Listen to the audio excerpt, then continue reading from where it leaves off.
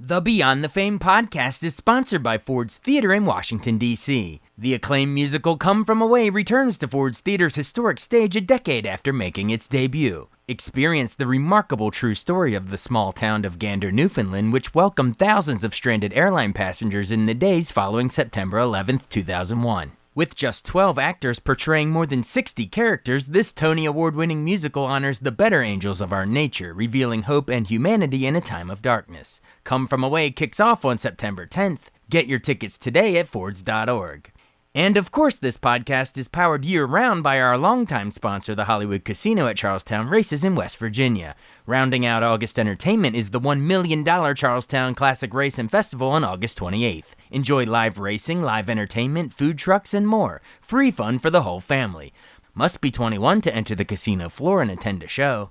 Gambling problem? Call 1-800-GAMBLER.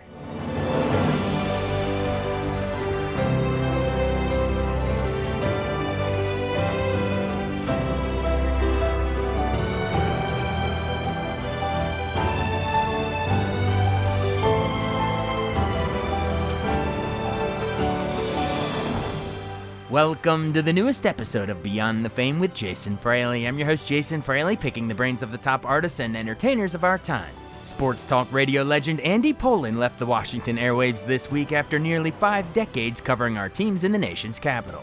So it's only fitting that the godfather of DC sports talk radio joined me for the length of The Godfather, as Andy generously called him for 3 hours to reflect on his legendary career. From growing up a fan of George Allen and Sonny Jurgensen to pioneering the 24/7 sports talk radio format. First at WFAN in New York, then at the Team 570 and eventually 980 in Washington, D.C. Be sure to stick around until the end for a fun rapid-fire game rattling off memories of his longtime colleagues, from Tony Kornheiser to Steve Zabin. Hey, Andy Pollin. Hey, thanks so much for joining us on Beyond the Fame.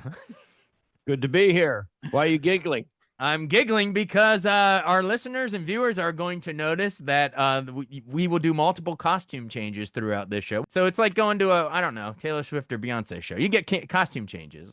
Well, in the early days of PTI, I know this because I was working with Tony Kornheiser on the radio still, and they would occasionally do an interview the day before that would air the next day. Yeah. And a panic set in. Oh, my God, we're wearing different clothes than we wore during this interview. And then they got to the point where, yeah, okay, so what? The viewer's not going to turn off the TV because of that. So. Yeah. But our radio/podcast listeners won't know the difference. You can't hear close unless you listen really close. But no, for everyone watching on either the Instagram Reels or the full thing on YouTube, that is why our clothes are going to change back and forth. So we might be in the middle of a conversation about your time growing up, and then it'll jump clothes, and then we'll jump back. So right. Get ready for it. Sorry to hear the news that you're no longer going to be at ESPN 630. Cumulus is doing a bunch of different. I feel like every station. I've been through it. You've been through it multiple times. It's a rough time in our. The Washington Post got rid of its whole sports section for crying out loud.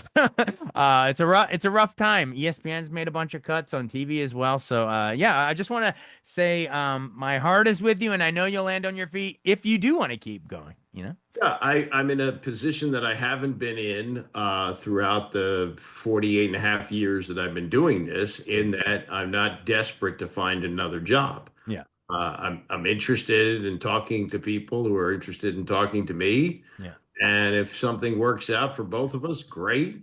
If it doesn't, I've had a great run. I've got good financial footing here, and whichever way it goes is going to be fine. How did you get the news? The general manager of the station, who I like and who likes my show. Well, let's go back to last week. I was on vacation. The company is Cumulus. Yeah. And I was reading on social media about a variety of cuts that Cumulus made, including one that proved to be pretty embarrassing for them, because Greg Papa, who's battling leukemia, was let go in San Francisco, and it caused the company president to put out a statement, and there was a lot of talk about that. So we're down to 2 employees, including me. And I got back and I sent a text to Mike Callow, who remains now the only employee at the station. And I said, look, I was on vacation. I don't know if they were looking for me to release me because I see the cuts are coming, but I just, would like to know. So if I need to prepare a show or not for Monday. And he said, it seems like we're okay. And I thought, well, if there's going to be these massive cutbacks, there's only two of us to cut. And I don't know how, that would A happen. massive cutback with two Oh, people. I guess at yeah. least one's going.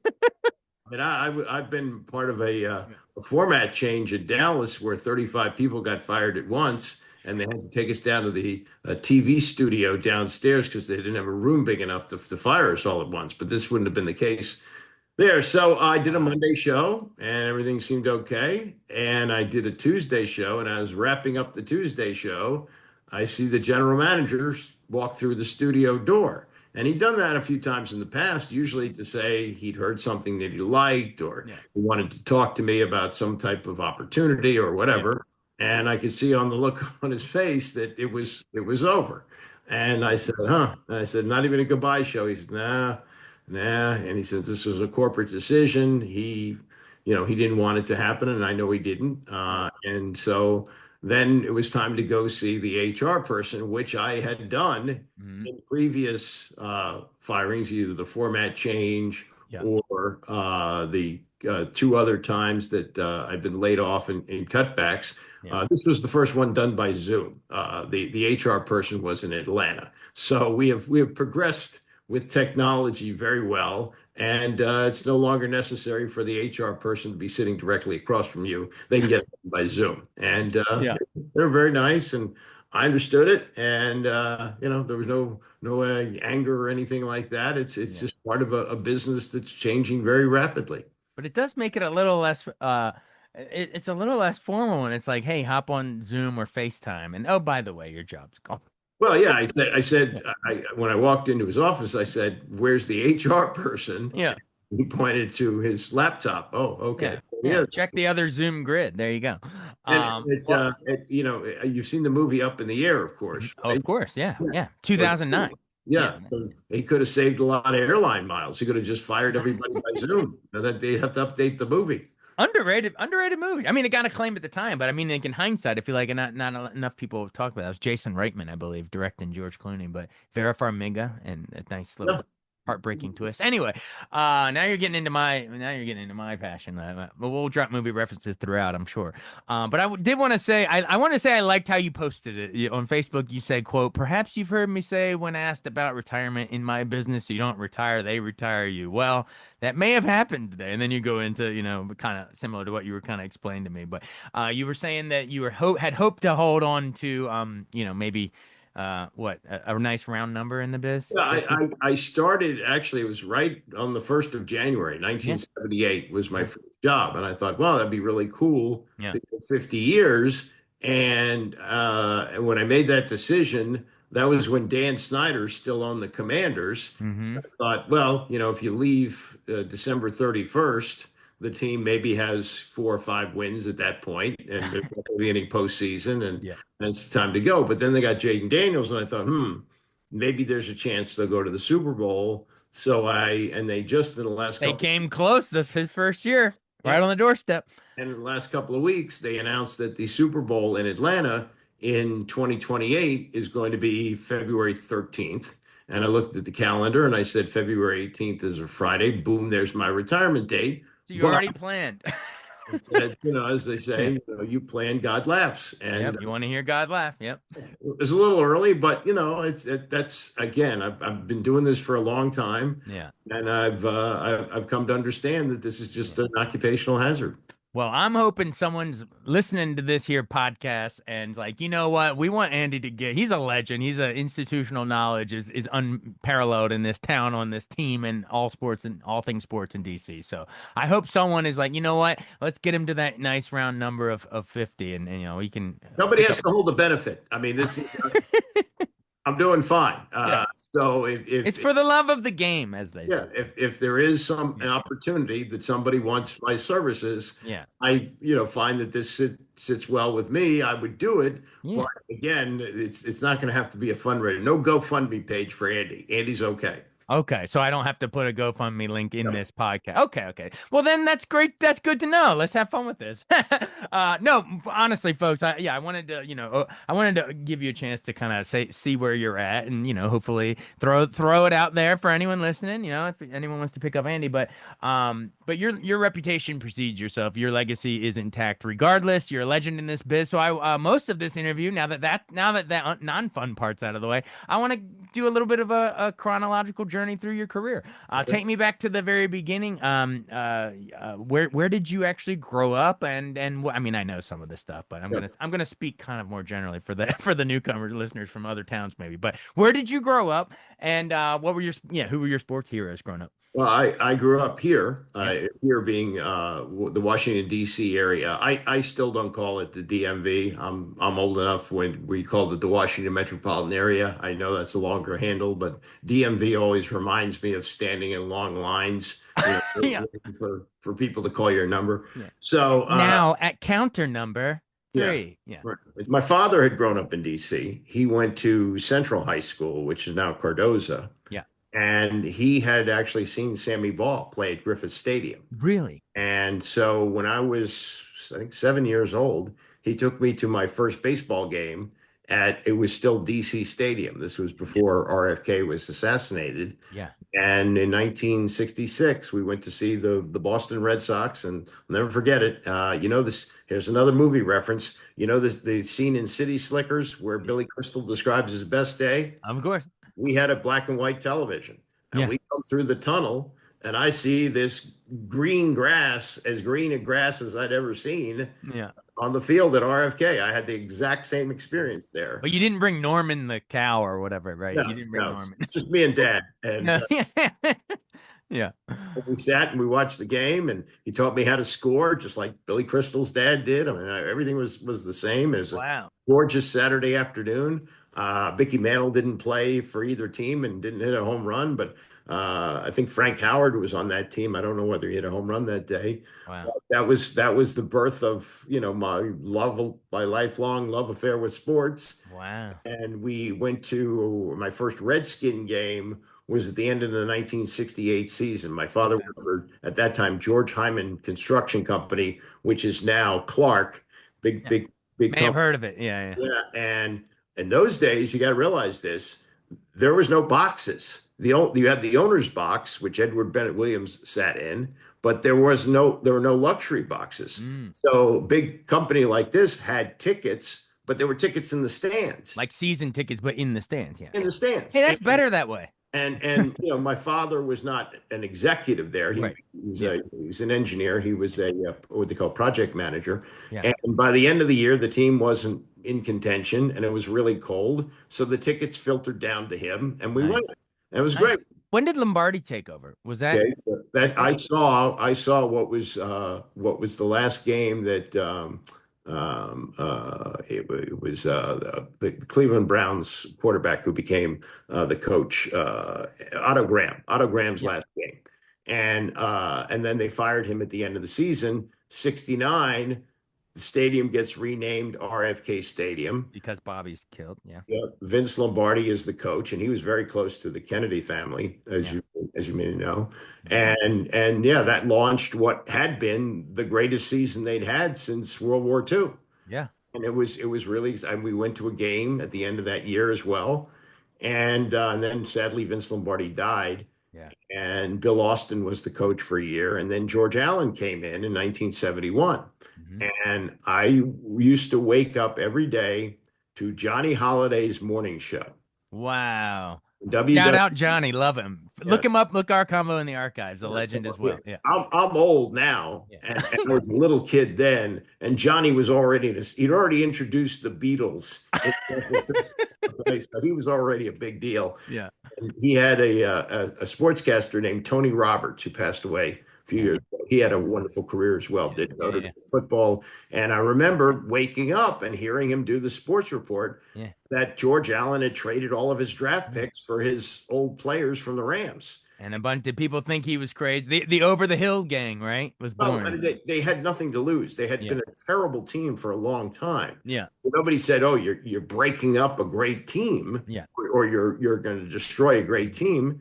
here comes veterans, and they had actually had some pretty good defensive players on that team, and he added a few others, and he had some offensive guys, and they started the year 5-0.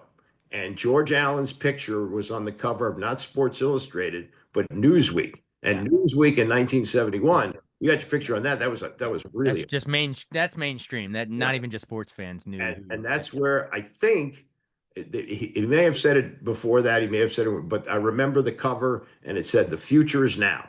Yeah. And they went to Kansas City. They were still playing not at Arrowhead Stadium, but Memorial Stadium.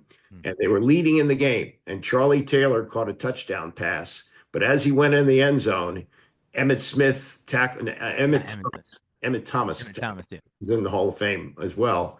And he tackled him, broke his ankle. The offense really wasn't the same. They got into the playoffs, though. That was a huge deal. Got to the playoffs, played in San Francisco, lost that, and then the following year they went to the Super Bowl, and that was a major deal. Yeah. Wait, so this was I guess Sonny, right? Sonny Well, no, actually, that's the other thing about this that when they were bad, there was little else to cheer about but Sonny Jurgensen throwing touchdown passes. Yeah. And in 1971 until 1976, teams played 6 exhibition games, 14-game regular season, 6 exhibition games. Wow. And unlike today, the starters played. Yeah. And Sonny, who should have known better at that point in his career, threw an interception against the Dolphins, tried to make a tackle, broke his shoulder, out for the year.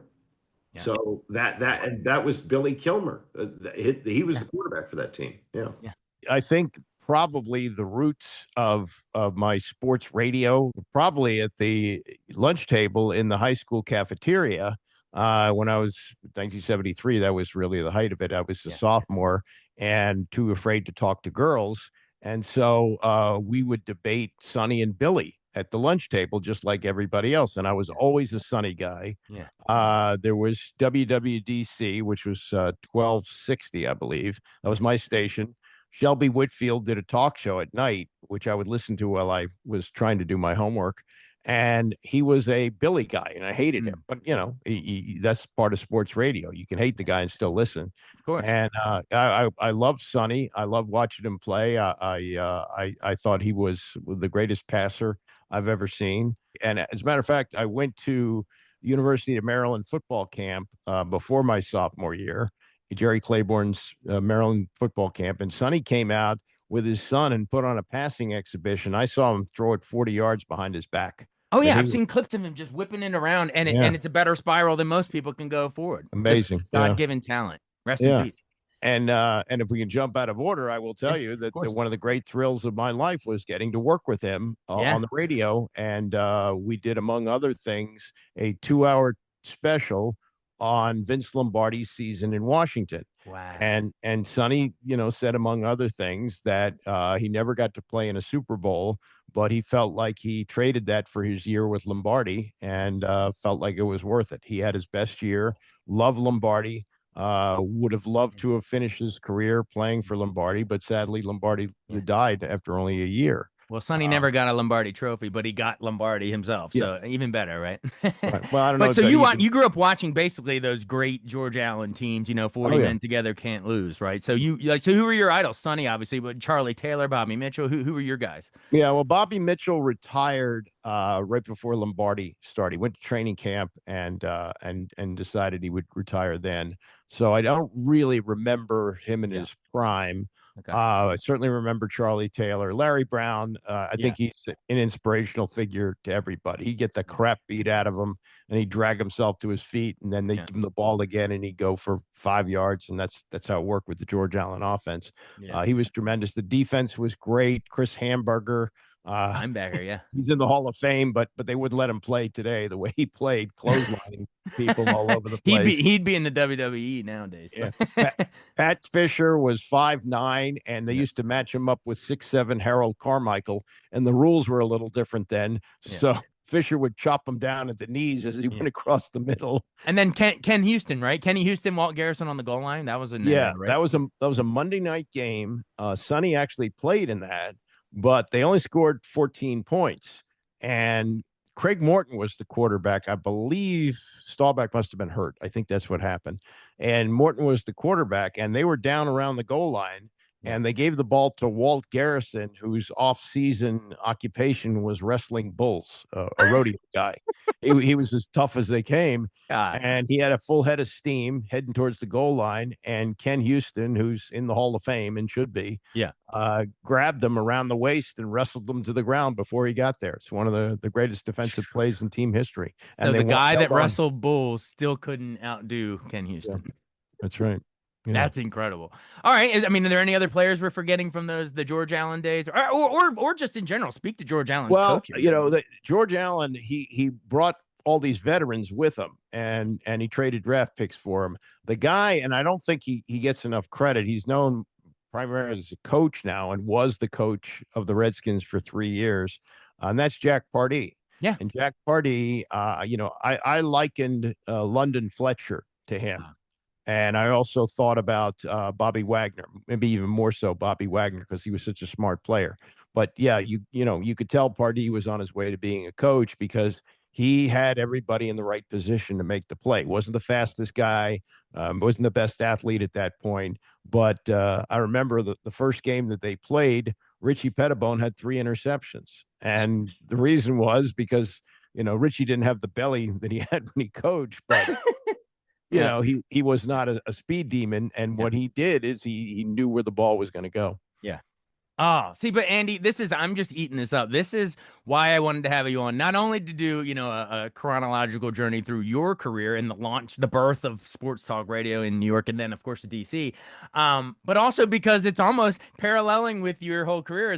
This is like a deep dive into, Washington, well, formerly quote Redskins and now Commanders history. So, we get to paint the team's journey along with yours here. That's why this is a cool combo for me. I still say that the first time they played Dallas in the NFC Championship game was my greatest thrill, because I was 14 years old, and the game was blacked out in DC, which is another part of the stories. Fortunately, we had a good antenna, and I watched it on snowy Channel 2 from Baltimore. But you grew up going to RFK. That's awesome. So, all right. Wait, what year were you born, by the way? 1958. 58. Okay. That's when Gigi beats Vertigo. And anyway, I can go movies, but 50. All right. So then that makes sense. So then you're like early teenager then, during all the yeah. I think that's when you reach your sports fandom peak, because you're old enough to understand what's going on, and you're too young to really be with girls. College is a ways off, so sports matter. And the other thing about growing up in Washington at that time, the Senators left after the 1971 season. Yeah. Didn't have a hockey team. The Bullets were still in Baltimore. So the only professional team we had was the Redskins. And the second most important thing was Maryland basketball and what Lefty Driesell was building. And so it was the perfect storm of the only team in town, and they got good for the first time in a long time. And so I was Chevy Chase, not the really ritzy part of Chevy Chase. I mean, we didn't even have a garage in our house, and I had to walk half a block to the pool. Okay. And so after high school, where I was a really bad football player. What high school? Bethesda Chevy Chase. CCC. Okay. And I was a pretty decent actor, but couldn't sing. And at 18, you have big dreams. And I thought, well, I'll stay in town. I got into Syracuse, which is pretty much the gold standard for what I do. Oh, yeah, absolutely. Even then, Newhouse school, I think. Yeah, got a Newhouse. And I thought, no, I'm going to keep my hand in community theater, which I was doing, and I will stay local. I want to hear about your community theater. You mentioned high school plays and community theater, and of course I lit up. So I want to, after covering, all the Broadway stuff and Kennedy Center. So what did you do certain productions? Who did you play in the school musicals? Well, yeah, that's another part of the story in the school musicals. I cannot carry a tune. I mean, I flat out can't sing. Yeah. And the director at BCC, people were there many years ago. He was terrific. His name was PJ Delasanta. And he liked casting me in the shows, but he knew he couldn't put me in the musicals. So I played Doc in West Side Story. Really? And Yeah, and I played, I think, Lieutenant Schrank in Guys and Dolls. And we did a couple of shows, summer shows where they weren't musicals. But yeah, generally, in anything I played in, well, not generally, anything I played in, I could not sing. Hey, I But like that. I appreciate the Renaissance man nature of you, Andy Pollin, because so many times in movies or shows that it's stereotyped, right? It's the cliques. It's either the jock meatheads are picking on in the Letterman jackets and they're picking on the theater kids, which I'm sure stereotypes. I'm sure that happens, stereotypes. But you and I, where we liked musicals, theaters, and we played football. So you know West Side Story. You got a rocket in your pocket, and Guys and Dolls. You know that a lady doesn't leave her, what is it? Doesn't go wander all over the room and blow on another guy's dice. right, yeah. Well, You know all the I show can't tunes. remember the script, but yeah, I guess you got that right. But all right, but speaking of which, so you're kind of doing both in high school because you and ultimately would go down the sports path. But did you play? You played football, right? Poorly, but yes, I was on the team, and the team was bad. We won 4 games in 3 years, and What position were you? I was the center at 165 pounds, so that ought to tell you what you need to know about the team and Did, the poor quarterback who had to had to rely on my blocking. But was I like enjoyed. so he was like Patrick Ramsey back there and getting Yeah, yeah. destroyed, nose guards just plowing you over. Right. I mean, I really enjoyed the experience. I love, the guy locker room. Yeah, Yeah, that's what most people miss about playing sports. absolutely. And to be perfectly honest, I was such a poor athlete. That was the only sport I could ever play because they didn't Yeah. cut anybody. Yeah. Oh, there you go. Yeah. Well, hey, Yeah. show real quick. Show everyone your shirt. You showed me Oh, before we hopped on here. yeah. I might have If to you can see stand that, up. There there you we go.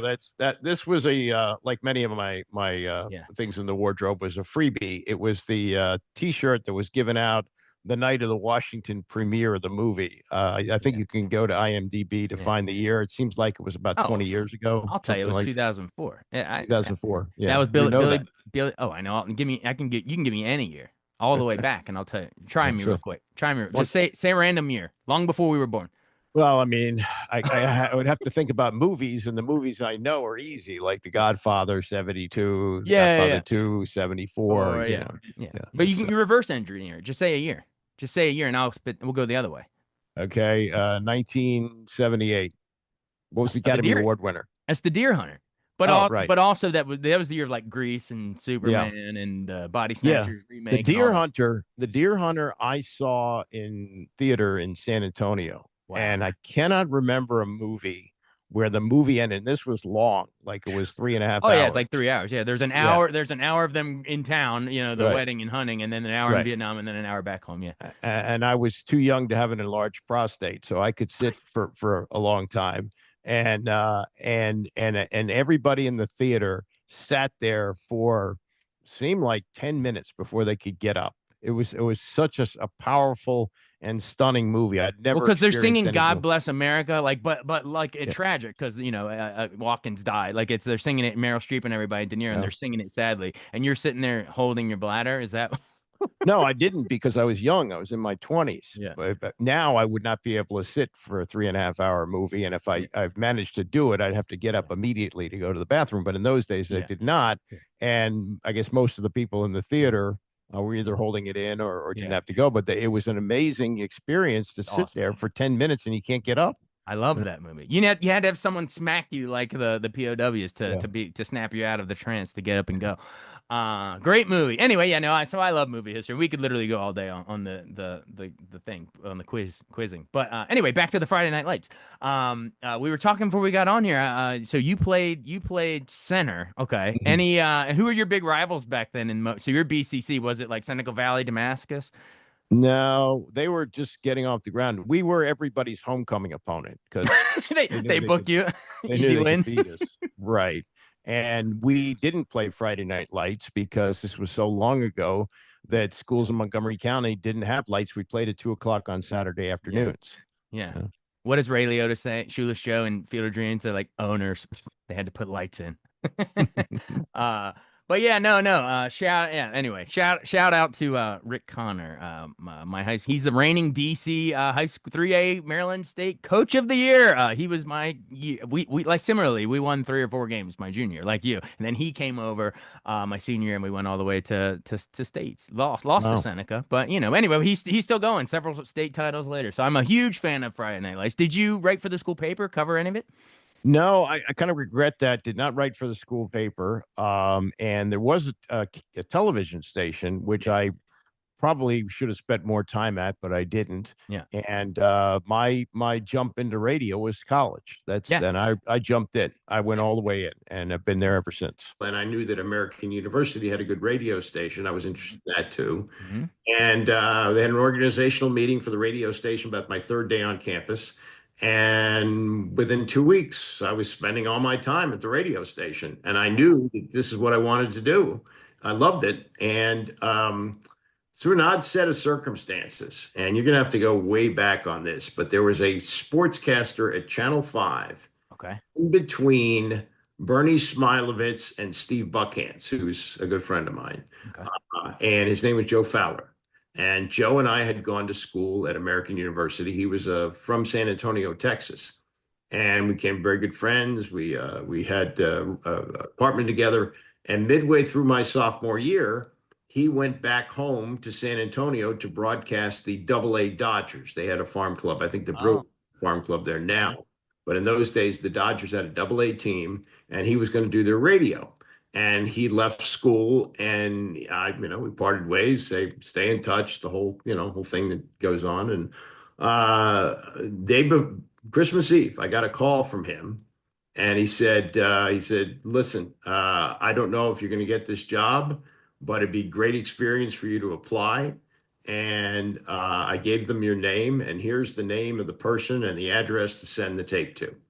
And it was in Port Arthur, Texas, which is about 90 miles east of Houston. Okay. Bed for high school football. They at one time an area that had 60,000 people had a dozen players in the NFL. Really? Yeah, You remember any of them? Bubba Smith, Tony Oh. Smith, Joe Washington. None They of had, them. they had a bunch of them. And so I rather than do the usual on Christmas and watch movies and eat Chinese food, I made a tape at the campus station, and they didn't even have FedEx then. I express mailed it the next day. Do that at the post office to this guy in San Antonio. His name's John Barger, and no cell phones. I happened to be in my apartment, and he Yeah. called. He had a thick accent, and he had listened to the tape. He liked the tape. He gave me a sports quiz, which I passed, and he offered me $160 a week to go halfway across the country and work for his radio station in Texas. Wow. Having never been west of Cleveland and being only 19 years old, I said, "Well, I'll have to ask my mommy and daddy if it's okay Did to you drop." just say mommy, daddy? That's how you said it? No, I didn't say that was the Yeah. tone. And I said, "Let me get back to you tomorrow." Yeah. He said, "Okay." And I went home and I said to my parents I wanted to do this. Yeah. And you're 19. I didn't have any real commitments, and they said, "Worst case scenario, you're going to blow a semester and you'll come back in the fall." And so now this is like Tuesday, and I'm leaving Friday or Saturday, and got to get everything together, and I got no such thing as Waze in those days. I had a friend who had AAA, so I got a triptych. If anybody remembers triptych. I packed up my Volkswagen and sure enough, drove halfway across the country, Wow. landed in Port Arthur, Texas on January 1st, 1978. Wow. It So was, you leaving Chevy Chase yeah, like Chevy Chase in a little station wagon, Holiday Road, baby. yeah, So you're it was actually it was a Volkswagen Squareback station wagon. Is well, what there you go. Yeah, Holiday Road. Yeah, So 78. Okay. 78. Yep. I arrived there and started work, and it was great. I mean, I did high school football games. It was news talk, so I was doing sports just kind of like the TOP format, Yeah. except that they did talk shows in the middle of the day. And I did that in the morning and the afternoon. I covered high school sports. I drove to Houston on the weekends to watch Earl Campbell in his rookie year. I love you Wow. too. Yeah. Yep. And the general manager fulfilled his promise to me that if I stayed a year, he would transfer me to San Antonio. And I also fulfilled the promise that I made to my parents when I went over to their house for dinner that I would finish school. And I enrolled in Trinity University, and I was working overnight covering crime. And here's another movie reference. Did you ever see the movie Nightcrawler? Now, of course. Yeah, the great Jake Gyllenhaal, Yeah, right? 20 yeah. 2014. Yeah, everybody check that out because he's like I staging the crime scene. Yeah, it's good Yeah, stuff. and I could very much relate to that. And I wasn't doing TV, but I was doing radio, and Yeah. I was in the newsroom listening to the scanners. And Wow. there was in fact a freelance camera guy who wanted me to have the stories for the morning news on WOAI so that the news directors would think his video was big enough to put on TV at 5 o'clock. And so we would call each other when we hear tips and Ah, the nice. scene. And he wanted flames because he was a video guy. I just needed to talk to firemen and Yeah. people like that. And I did that. And I also filled in on sports. I actually got to do SMU basketball on the radio for a couple of years. I graduated from Trinity. The news director that I had there went to WFAA in Dallas, Okay. and that's a bigger market. Yeah. At that time, I think it was like 7 or 8. And I went to Dallas, was there for 2 years. Wait, hang on. As a DC guy, did that hurt your heart? The Cowboys country? It was different. Yeah. It was being in the Cowboy locker room. This was Roger Staubach had retired then. So this is the Danny White Cowboys, and Yeah. they had that door set, and they had Randy White who played at Maryland. So Yeah. some of that, and Tom Landry and all that. And so You're right. I was out of town when Joe Gibbs was hired. I was working in Texas, and then in 1982 we had the strike. I was covering the Cowboys then, Yeah. and they knocked out half the season for the strikes. As a matter of fact, the radio station I was working for, some guy was doing recreations of games as if he looked at the Cowboys schedule and he would create the game as if it was actually played. Wait, are you And so kidding me? no, This is taking Kevin Sheehan's mock schedule yeah, to another level. exactly. We will do And mock games. and here's how we got them. We were 4 or 5 blocks at WFAA at that point. That's where I was working in Dallas. Okay. We were blocks from the Greyhound bus station, and the tapes would be delivered. I'm talking reel to reel tapes. If you got to Google that now. No, yeah, no, I know. Yeah, yeah. And I would go and pick up the tapes at the bus station and hand them to the producer who would play the tapes on the Of air. the fake games. Yeah. Now, did the lit was it? Is it like War of the Worlds? You know, Orson Welles reading it. Was it like fake? Did the listeners? My question: did they know it was fake? Did they know it was Yeah, mock I game? mean, Okay, I don't think anybody, said, "Can I bet on this?" it wasn't like blurred line. Everyone knew there was a strike going on. Yeah, But there might have been a casual listener that got War of the Worlds. who knows? Who knows? But yeah, that was that period of time. But that's the lead up to the first Super Bowl, right? But NFC definitely Championship. Yeah. January '83. Yep, and see the We Want Dallas, and everybody now talks about the new stadium. Oh, we got to have stands that shake, Yeah. and people say, "Oh, the whole stadium shook." Yeah. No, OSHA would have shut it down if that was the case. The whole stadium didn't shake.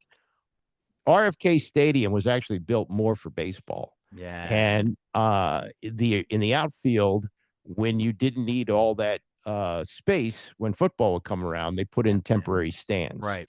It was like little bleachers that shook. Yep. Yeah. And so once the Senators left, they never took out the temporary stands. And though that section was where the NFL Films camera focused as people were yelling, "We want Dallas." It was not the whole stadium; it was the temporary stands, and that's what's that's the nostalgia part of it. It's great, but no, the stadium did not shake. It would have been shut down. But what do they say when in The Man Who Shot Liberty Valance, the great John Wayne Jimmy Stewart movie? When the legend becomes fact, print the legend, Andy. John Ford, great movie, 62. But yeah, I mean, even though that might be a little, mythified, it was still a great home field advantage. I mean, RFK was the loudest. Question. I was lucky enough to go to 2 as a kid. I've had conversations with Doc Walker about that, who played in that game. Yeah. Now that We Want Dallas had started the week before. They had played Minnesota. That's the game where John Riggins took the bow. Right. Yeah. And they in those days they couldn't, I don't know, they couldn't have, now they have like 4 games a day, but in those days they'd split them up. So they played the Cowboys played, I believe, the Rams the next day. And the fans, when the game was in hand against Minnesota, wanted to play Dallas in the NFC Championship game because that was the only game that they lost that year. Right. The strike year, they were 8-1. They lost to Dallas. They won revenge against the Cowboys. And so when in the pregame before they played Dallas in the NFC Championship game, the place was full and people were chanting, "We want Dallas, we want Dallas." Yeah. And uh as Doc tells it, they're doing their stretching, and he hears this unbelievable roar, and just like a gladiator, Yeah. Riggins slowly walks out of the tunnel, and the place just explodes. And he said at that point he knew it was over. He I'm said getting goosebumps. they had played it down. He said the game Yeah. was over. Yeah. Are you not entertained? Yeah. As our boy Russell Crowe would say. Man, I mean that's just goosebumps. And didn't in that game didn't Dexter knock out Danny White? Yep, he knocked out Danny White. So who comes in? Who was the backup? Gary Hogeboom. Might have And been then a couple, Hogeboom, yeah. where the ball was tipped up in the air and Daryl Grant picked it off and brought it in for a touchdown. Yeah. And that was the cover of Sports Illustrated. Wow. Wham, bam, here come the Redskins. Wow. See, and then like you're saying, then on to the Super Bowl against the Dolphins. Here's the experience that I had. Yeah. A friend of mine who liked to go to Super Bowls. He just likes to do this. And he calls me in Dallas. And he says, "I'm going to be in Los Angeles, and I want to go to the Super Bowl. And let's see if we can get scalpers tickets." Yeah. And you got to realize, I'm going to give you the economics here that are going to blow your mind. At that time, I was doing SMU basketball. We just happened to have on a Saturday a 1 o'clock game, so I was able to get on a flight to Los Angeles at like 5 o'clock or so. Wow. And I got to LA on Saturday night. We wake up Sunday. We drive to the Rose Bowl. Now, a number of things are in play. One, it's a strike year. Yeah. Two, it's 100,000 seat stadium. Three, most people expected the Cowboys to be there. Four, it's two teams coming from the East Coast to the West Coast. Yeah. But the face value, and I still have a stub, the face value of the ticket was $40 Oh face my value. gosh. And Inflation. and we because we were not necessarily all that experienced at it, we bought four, because we had a couple of other people with us. We bought 4 tickets together in the end zone, pretty good seats, together for face value. Had we waited until a half an hour before the game, we'd have been on the 50-yard line. This was a buyer's market. Yeah. And so I was in the opposite end zone when Riggins had the run. Really? When he did the big stiff arm and the big and I, of course, when they won the game, I was very excited, and I went to a payphone, and I called my father, collect, to celebrate with him because he had seen Sammy Baugh play at Griffith Stadium when he was a kid. So you got to close the loop on the. Yeah. Oh wow! I thought so. So you weren't tempted to call that? What was not movie phone? What was it called? The sports phone? Oh, well, why would I call sports phone? I knew what the score was. It's been at the game. I'm joking, but everyone knew. But no, that's great. And I'm sure you would agree. This isn't a hot take, but that Riggins run to win the Super Bowl, that is the most iconic, probably most important moment in DC sports history. Oh, it's been voted that. Yeah, that's the number one be. play in team history. And then came firing number one. That was in July of 1983. They changed the format. It was News Talk. They went to, I think, big band or country or something. And they let us all go. And some people had families, and it was devastating. I was 23 or 24. I took my old bed, threw it in the dumpster at the apartment complex, and loaded up the Volkswagen and drove home. And ultimately, I landed. United Press International had a radio network that was part of their operation in New York, and they were moving their headquarters to Washington, D.C., so that was very convenient, and I landed with them. The Super Bowl that they played in Tampa the following year, by that point, I was at UPI, and I wasn't high enough on the totem pole to cover that game, which turned out to be a blessing because that was disgraceful. That was the Marcus Allen Raiders beating them, right? It was awful. I saw that at my friend's apartment in Brooklyn. He was a diehard Redskin fan too, and we wound up drinking a lot of beer and crying. It was not a good day. Would you say that was the better team, though? Would you say that was one of the better, like, regular season playoffs until the Super Bowl? It is. It goes down as one of the greatest regular season teams. Yeah. The issue was this, and I did a podcast with Charlie Casserly some years ago. They had a game between the two teams at RFK, and it was an incredible comeback by the Redskins, and wound up on the cover of Sports Illustrated with Joe Washington catching a touchdown to win the game late. And then they met again in the Super Bowl. They were actually favored. And I remember the Tom Boswell column that day about a dynasty was born. They'll take this game 2 in a row. And Charlie said, you got to remember this, in that wild game that they had at RFK where they won it with the Joe Washington touchdown, Marcus Allen didn't play. He didn't play in that game. Big difference. And only a year after Riggins had set the Super Bowl record, against Allen broke it. Yeah. Oh, Marcus Allen. Well, there's the famous play. You can't watch NFL. No, they made a Coke commercial out of it. No, Stanley Washington's still trying to catch him. It was awful. Do you think if that play / that game doesn't have, if it goes the other way and we win, I'm going to say we, damn it, because I'm from the area. If we win those 2 in a row and then go on to win the 2 more, do you think that Washington would be talked about as the 80s dynasty right along with San Francisco? You know, it was the Packers is always the 60s, Steelers 70s, the 80s is Montana and Rice and the Niners, and then the Cowboys get the 90s, and then after that it's like all Patriots. Yeah, they would have because Chiefs, but they would have, because on the way to winning that Super Bowl, they beat Montana and the 49ers. They blew a 21-0 lead. Yeah. But Mark Mosley, who missed I think 3 during the game, finally kicked one through, and they won. Wow. So I always try to remind people outside the mark, because those dynasties that I just named, my wife even learned them, kind of like, what is it, the movie Diner, when she has to learn before they get married. Anyway, football quiz. Yep. Yeah. We're just making more references. Shout out to DC's and Baltimore's, Maryland's Barry Levinson, actually. But not only that, Shrevey was also the voice of the Wonder Years and was a year ahead of me at BCC. Daniel Stern, who I of course grew up watching him in Home Alone with Pesci. But anyway, this is gonna we tangent for movies because it's important, folks. But anyway, no. So that's an interesting point. People from outside the market know those dynasties that I mentioned, but they don't say Washington. But really, if they had won that, or even without that, with the 3, I mean, I know it's 80s and stretches into the 90s a little. Maybe that's partly why it gets lost in the shuffle, because then you also had Steve Young tacking on a 5th for San Francisco in the 90s. But do you ever try to run into people outside the market and be like, hey, you're forgetting the Gibbs Washington glory days was as good of a dynasty as any of them? Well, you have to recognize this. Packers, 1 quarterback, Bart Starr. Steelers, 1 quarterback, Terry Bradshaw.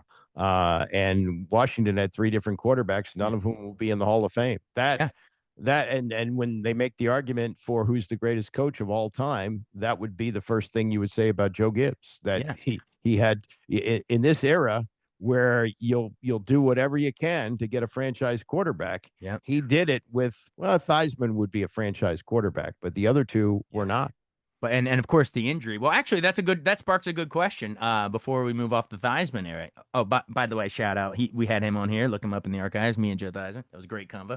But of course it was LT of the Giants that broke his leg, right? I was working at UPI at that point. Oh, so you're back in DC. Okay. Yeah, and the updates I think were 15 and 45. They were national updates. But that was the lead story because it was Monday Night Football, and I had to go in the studio right after he went down. And he was, prior to that, he was incredibly durable. I don't think he'd missed a game in years. And I went in the studio, and I think I said something like, Joe Theismann was knocked down, but knowing him, he'll be back. And then by the time I got out of the studio for the update, they came back from commercial, and I think Frank Gifford warned the country, you might want to hide your eyes on this, because they had the reverse angle camera early. This is the first time they had it, or it's that year. Nasty. And you saw his leg break like a pencil. And right away, Lawrence Taylor, you could tell by Lawrence Taylor's. Oh, well. what could have been, but also a fruitful, broadcasting career for Joe as well, similar to Sonny. Um, would you say LT the greatest defensive player? I would. Yeah, Yeah. yeah. I mean, I I'd only say caught the that tail end of it, but everyone wanted to wear 56 growing up. So I would say that without hesitation. yeah. I just go by Bill Belichick, who, whatever you think of him and the Michigas with the girlfriend now, is the greatest football Yeah. historian as well as arguably the Coach. Yeah. greatest coach, Yeah. and he says that's the greatest defensive player ever. Hands down. And even Gibbs, right, was trying to change. He invented different offenses to try to block Oh him. yeah, Like, yeah. that was the H back. The H back was invented to control Lawrence Taylor. Yeah. I think the Yeah. first one was Doc Walker, if I'm Oh, not wow. mistaken. Yeah. Done. Right. All right. Well, we'll get to him more when we get to the 980 days. But yes, LT, the most feared. I mean, he was a game changer. And young kids, if I know you have your Jordan LeBron debates, but take whatever defensive player you can today. Maybe Ray Lewis is the closest or I could think of, but man, I mean, no one touched LT as far as I'm concerned. Plus, he was probably coked out of his mind the whole time. He was feared. Go out like a bunch of Reckless. crazed dogs and have some fun. Reckless on the field and reckless off the field. And Yeah. and he may be one of the few people to have had a drug problem, and it may not have diminished his career. He was that good. Yeah. Oh, absolutely, absolutely. And I guess they won two with Parcells and Belichick as the D Yep. coordinator. And one day I saw a two-line story in the Washington Post that a country music station in New York City was about to go all sports. And in those days, they had what they call the Blue Book. And it was a listing of all the media people connected with teams. So I looked Okay. at the New York Knicks, and they're on the WHN line for the station was a guy named Howie Rose who was working there. And there's a number. And I called that. I must have been the 300th person to call Yeah. about this. He blurted out the address and who to send it to and hung up the phone. And one thing led to another, and I became part of the original staff of WFAN in 1987. That was the birth of sports radio. That was WFAN, the very beginning of it back in what year was this? 1987, July 1st 87. of 87. Is it the first in the country or just first in New York? Yeah, first in the First ever. country, and I got a job there doing updates. There was two ways to get scores that were not in the newspaper. Most people relied on the newspaper to get their Right. scores in the morning, but if there was an afternoon game or however, or breaking news, Yeah. the only way to get it was on the news stations, WINS and WCBS, Yeah. which did sports at 15 and 45, and it was also Sports Phone, which was primarily for gamblers, but other people who are diehards would This call. you Although dial. it was, you Yeah. could dial. It was 50 cents a call. It wasn't Is cheap. that like remember Kramer's movie phone? Yeah. Why don't well, you just tell me the name of the movie? yeah. So Yeah. that was about a little later that that was in the 90s. But Yeah. we still didn't have internet, and so the owners of the station did a lot of research, and they Yeah. found that 35% of the listenership on the news talks or the all news stations was specifically to get sports. Yeah. They said, well, 35%, and they're only doing it every half hour. We're going to give it to you every 15 minutes. Yeah. And Nice. I was one. John Minko had a long run there. He was an update guy. Mark Boyle, who's been now the voice of the Pacers for 35 years, he did updates. Susan Waldman, who's gone on to a legendary career as a Yankee broadcaster, was an update person. So Ed you would do the Coleman. time clock. You do 15 and 45. You benchmarked. Listeners were tuning in. Now, It was yeah. not. It was at top of the hour, Okay. 15, bottom of the hour, 45. You were interrupting all the time. Yeah. And interrupting Yeah. high-priced talent. Greg Yeah. Gumbel in the morning, Jim Lampley in the midday, Pete Franklin, who had been successful in Cleveland in the afternoon. Wait, wow, And- Wait, hang on. Greg Gumbel was the one in the morning, and Jim Yeah. Lampley in the afternoon. That's who you would be. This young guy young update sport would be you. That's who you're breaking in on. Well, it was also on 1050. The Okay. station started on 1050. Okay. Greg Gumbel was only there for a year because when they went from 1050 to 660, Imus conveyed. Don Imus Oh, had Don a deal. Imus. Okay. Yeah, and Don Imus was making $1 million a year, and the choice was to put him on the air with the contract or keep him off the air and pay him. And since Greg Gumbel's ratings were not anything to speak of, and he's later said he didn't even like doing it. He's more of a TV. His bag was TV. Yeah. Yeah, and a wonderful guy. Yeah. The kind of person who not only knew the name of every intern, but would ask about his or her mom. That's the kind Wow. of guy, salt Yeah. of the earth guy. Yeah. But that format was not for him, and so yeah, so that was it. That was how that worked, and it seemed crazy. But on the other hand, there was no other way to get Yeah. the update. And if you look at how radio listening is done, it's usually 10, 12 minutes. It's Yeah. not, most people don't listen for hours to radio. Yep. So, That little quarter hour that yeah. you're playing those little games. And serious question, but half joking, but also half serious. How many of those listeners were tuning in because they had some hot action on the gambling on those Oh, no, games?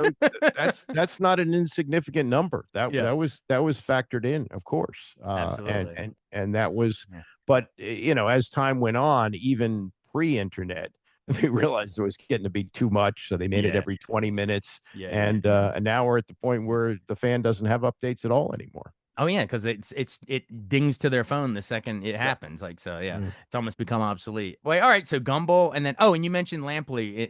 You'd be doing updates during. How was he back? So he's been on here, by the way, folks. Check out the archives. We went like an hour with Jim Lampley. But what was he like back then? Did you actually get to meet him?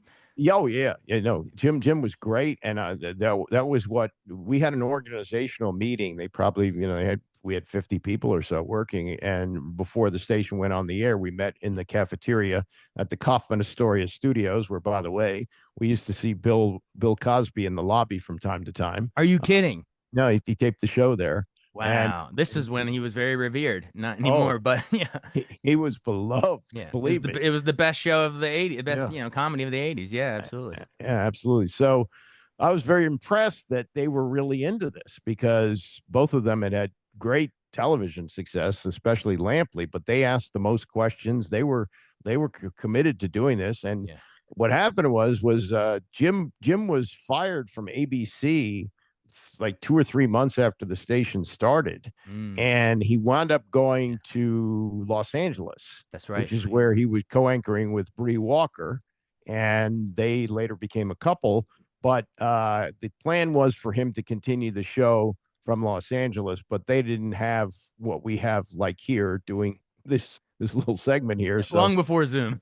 yeah, he had to go to a studio, and LA traffic would tie him up, and often he wouldn't get there on time. And so finally, after a few months, they just threw in the towel. But my encounters with him have been great, and I've seen him a number of times over the years. I'm very impressed by him. He's brilliant. So you're glad that it happened. It happened. He was great. Yeah, no.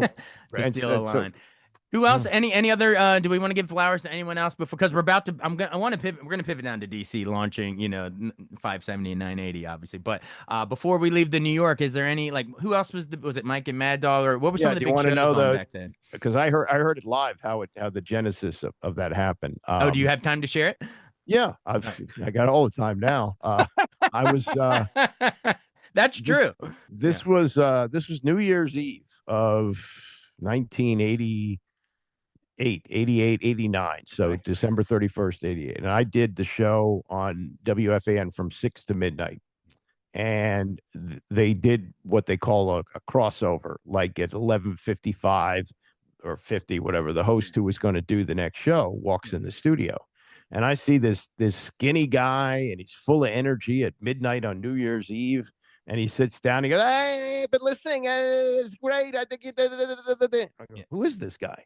And then he had been actually at another station in New York that had folded the tent, and he had made enough of an impact there that Bob Raceman, who was, I think still is, a media critic in New York, called him Mad Dog. So he already had a nickname before he started filling in at the Fan, and his star rose because he was, even though he had an odd delivery, he knew how to do it. It was memorable, just as odd, it stuck. Yeah, exactly. Just had it. And so Mike Francesa, when the station started, because of his ego, thought he could walk in and do afternoon drive.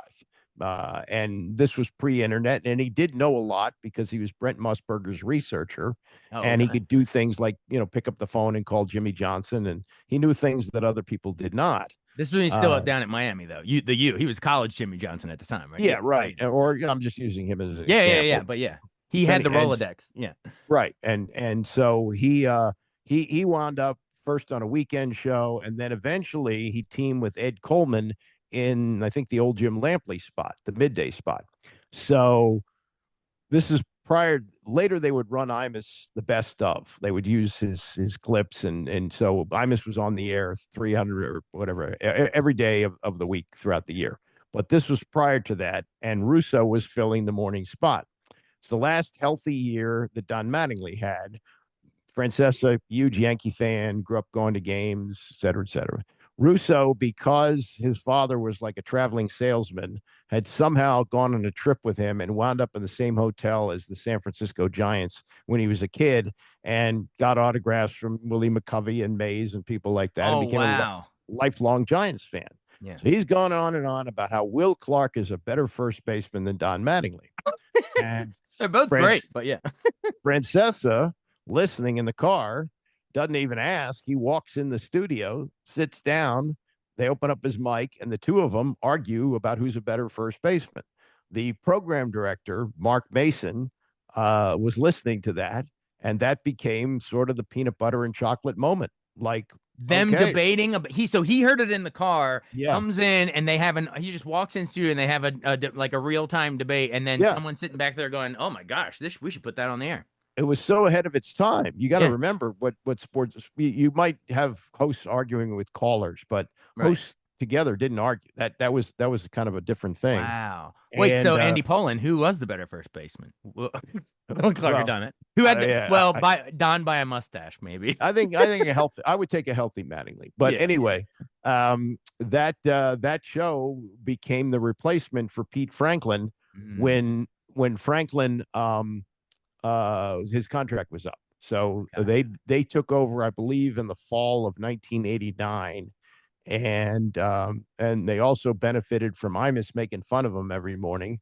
So they launched and they became the gold standard for sports talk radio. I Yeah. don't there'll never be a duo like that again. To this day, that's the ones that you'd probably put on the Mount Rushmore, Yeah. you know. Sorry, so this is, and so for you younger listeners, this is WFAN in New York. What was the call numbers again? Give it one more time. Well, this at this point it was 660, 66, and it was only AM and AM, okay. FM when the last, I don't know, 10, 15 years, something And then like there's that. 1010 wins, obviously, is the big Yep. was the big news one up there. It's still going.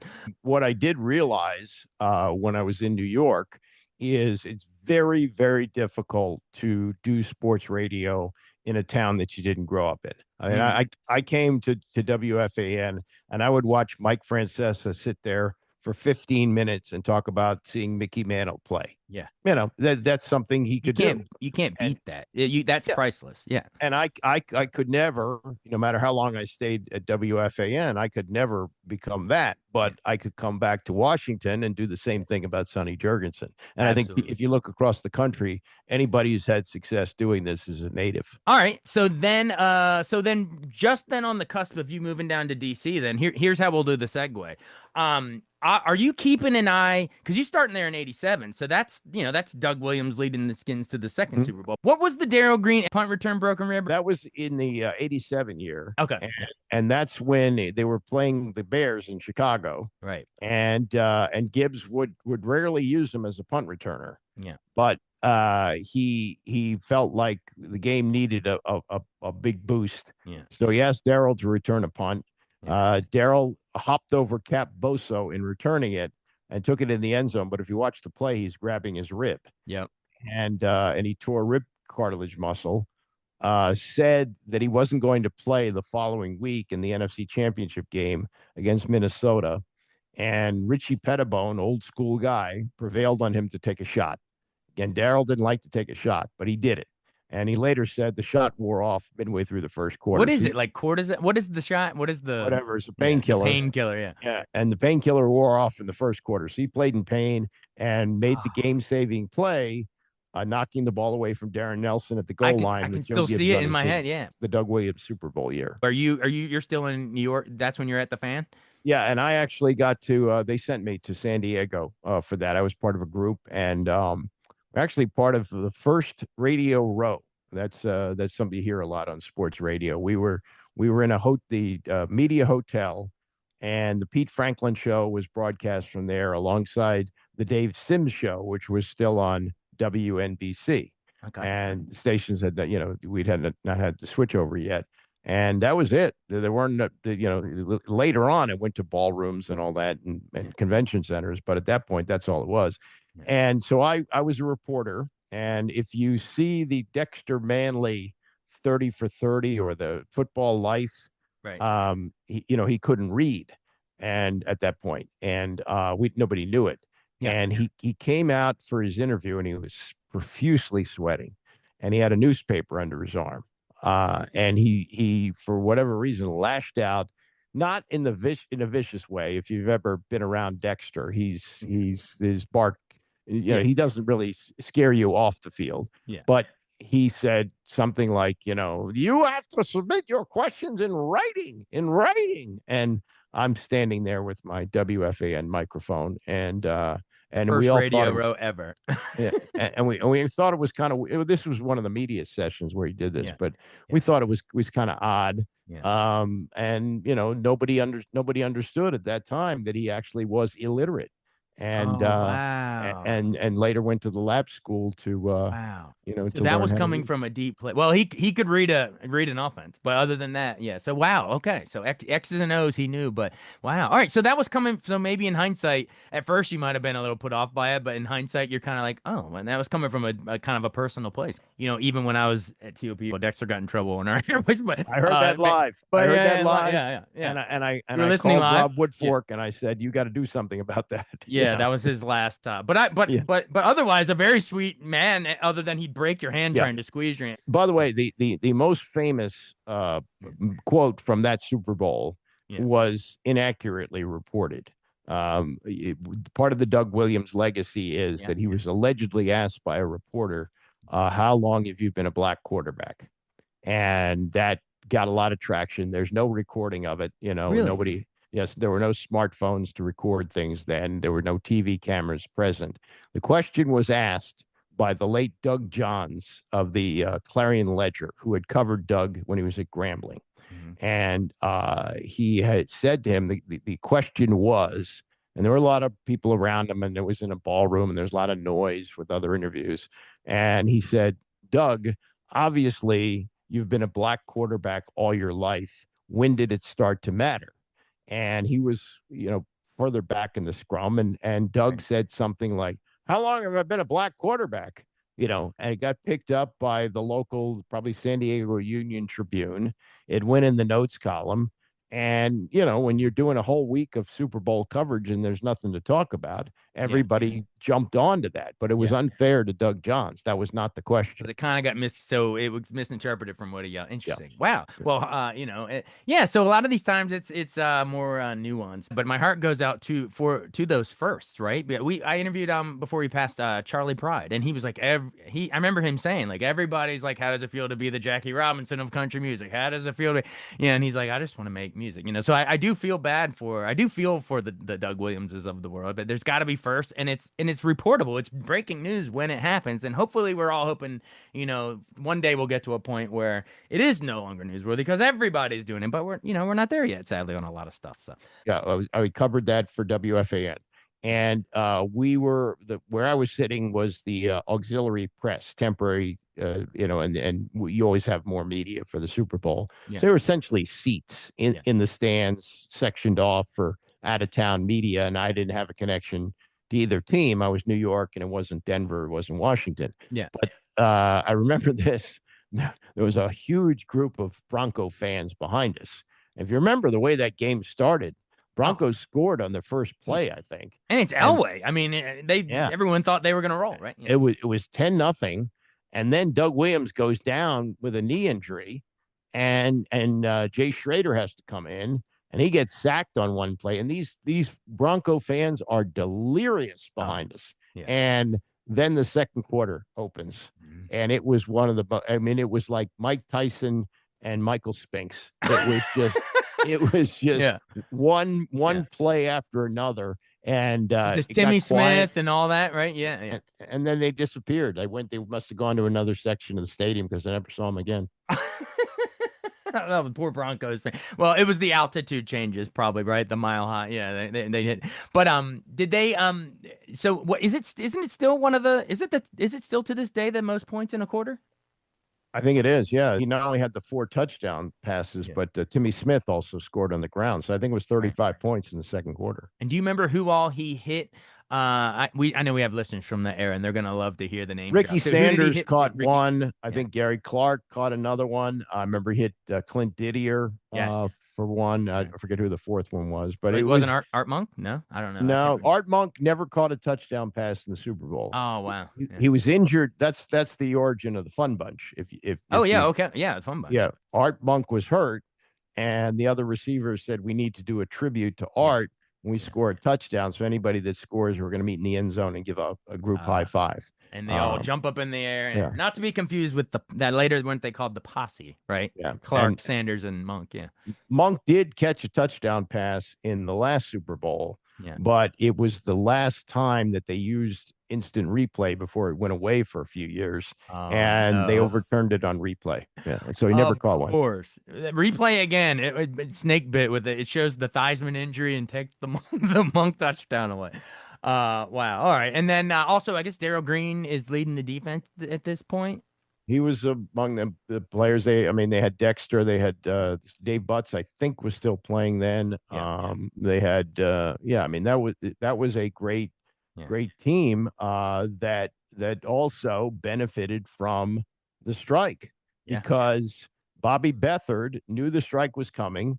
He scouted players. They made a movie about it, right? You've seen that, and 30 for 30. Yeah. They got a quarterback out on prison on work release, Mean machine.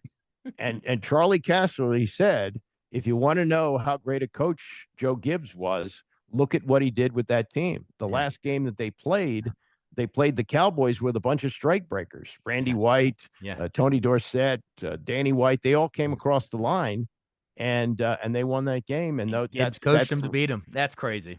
and that 3-0 certainly helped them. They gone 0-3. I don't know if they would have made the playoffs. Wow. Yeah. See, there you go. As we're going along here in chronological order, I hope you listeners are you really are reflecting on Coach Joe. I mean, that's coaching with a capital C to take when you can take anyone can take like, the great star quarterback, but when you can take three different quarterbacks and then also these strike years that we're talking about, and you can really it's the coaching them up. That's what other coaches and pundits I think really admire is when you can take the lesser talented teams and still succeed with them. That's a good coach. Yep.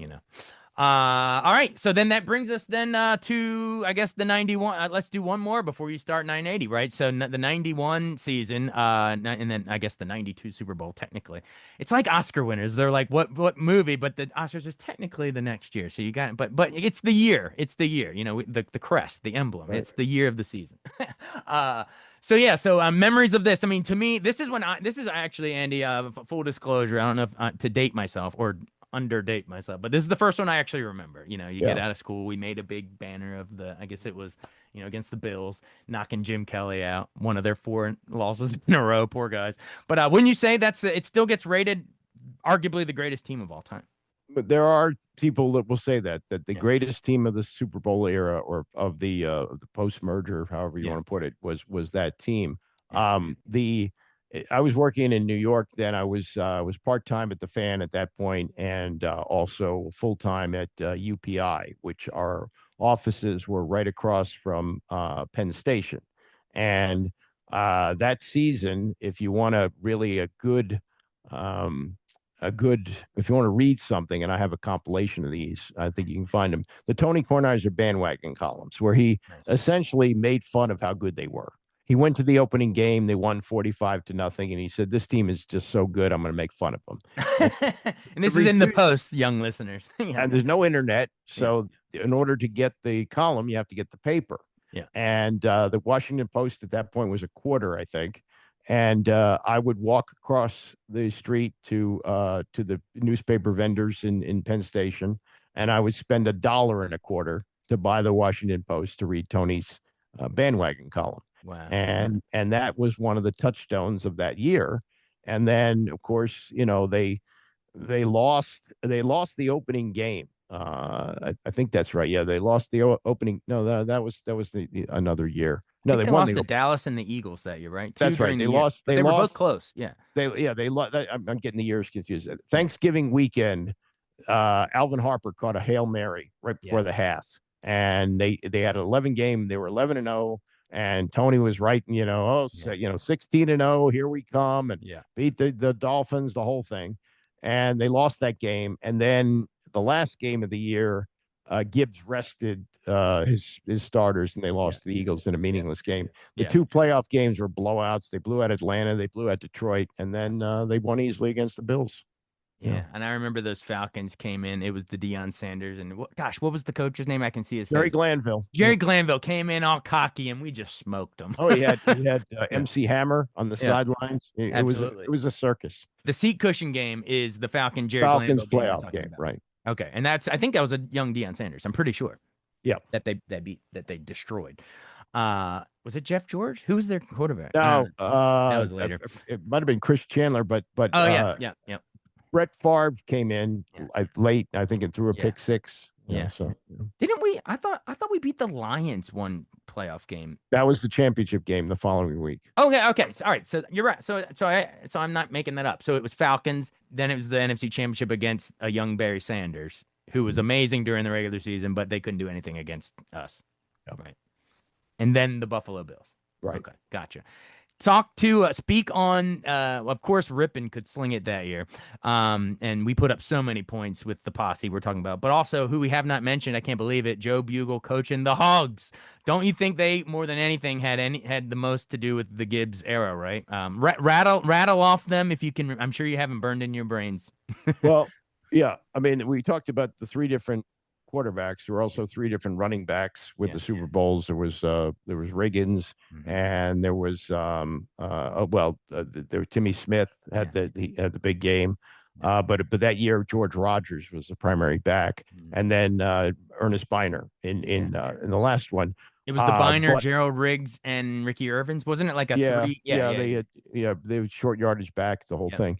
Yep. So the Hogs were the mainstay. All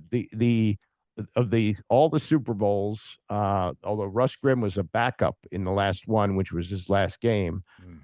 Joe Jacoby tragically isn't in the Hall of Fame. I think that's travesty. Yeah. And then Jeff Bostic was the center.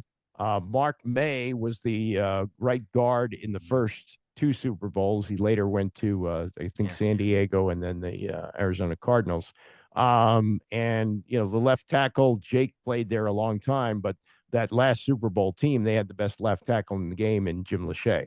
Absolutely. And so that was the team that, if you look at that era, and to think that Russ Grimm is the only member of that line to be in the Hall of Fame, that's a crime. I mean, if you want to say what's the biggest reason they won those three Super Bowls, I would say it's the offensive line. But and Gibbs would say the same thing, But Jake, I think he was like the all 80s team, right? From the he's on the all 80s. He's still not. He's one of the few on that's not even in. Yeah, like, come on. As was Grimm, but he should be in, right? Absolutely. All right, and then through this time, because we're teeing up, we're about to get to 980, right? At long last, listeners this is what you're most known for, right? So, had Sonny Jurgensen, Sam Huff, and Frank Herzog they've been calling the games all through the 80s, right? Because I remember hearing, the touchdown, all those famous clips. Yeah.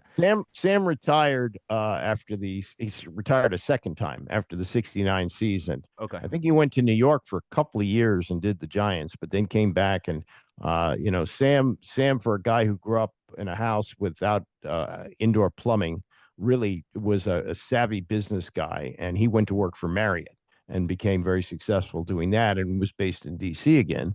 And he got on the Redskins radio broadcast, first with Mal Campbell, and then there's Dan Lovett for a couple of years, and then Frank Herzog took over. And they did the games for a couple of years. Sonny, after he retired in 1974, was with CBS. And at one point, could have become John Madden. Things just didn't Yeah. fall into place that way. And he was very good friends with Andy Ockershausen, who was the general manager of WMAL. And after he was not renewed by CBS for 1981, he came and joined the booth. And he and Sam had been friends playing together. Herzog, a great broadcaster, knew how to, push their buttons. Yeah. And it became an iconic team as the team had success. Right. I don't think they would have been as iconic had the Super Bowls not started to happen on a regular basis. But rising tide raises all boats. Yeah. If you want to know the soundtrack of that era, that's those three guys, Sonny, Sam, and Frank. Oh, so many people, including my family, would just turn the volume down on TV and listen to those. They turn up while turning up the radio. You know what I mean? And they wanted that soundtrack.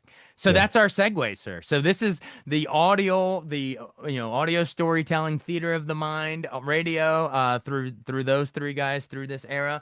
Suddenly, what makes you move from the New York stuff, and then I guess you were doing some UPI in DC and all that stuff. But what has you join this brand new idea of the first ever 24/7 sports talk station in DC? Okay. So this is now about February of 92.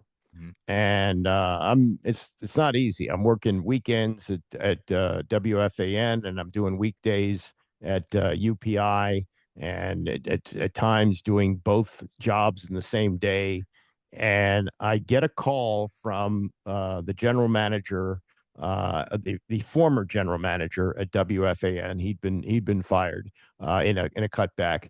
Jeff Smulyan, the owner of the station, became the first guy in history and maybe the last to lose money on a baseball team. He lost money owning the Seattle Mariners, and he had to make cutbacks. So Scott Meyer, who was the one who had to tell me when I had a 6-month-old mortgage and a 2-month-old baby that I was fired. Which firing was this? Number two?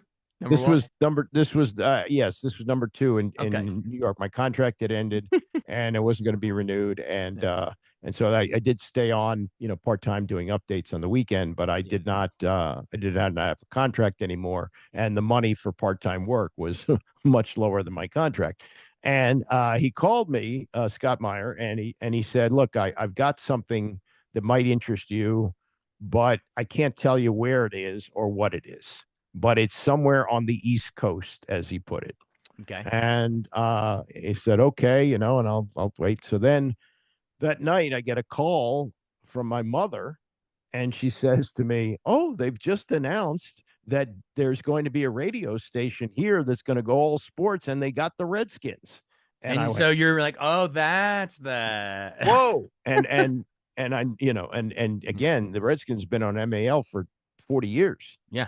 And what they did smartly was they set up the contract this way. Sonny's deal lasted 1 year longer than the rights on WMAL, which would, they thought, prevent anybody from poaching the rights, because if you don't have Sonny, you don't have a broadcaster those days. True. And so they went ahead with it anyway. It was Steve and Mitch Rails. Mitch Rails, now one of the owners of the team. Of course. Also a movie producer, by the way. There was the Indian Paintbrush. Steve is the one. He owns Paintbrush Productions. Yeah. Mitch the Wes Anderson movies, right? I think. Yeah. And a bunch of them. Yeah. And they were really savvy guys, good guys, and they thought this thing was a really good toy. They used to hang out with us in the bullpen, which is what I call the newsroom. We played pickup basketball with them. It's amazing. Wow. So they went ahead with it anyway, and they were going to launch this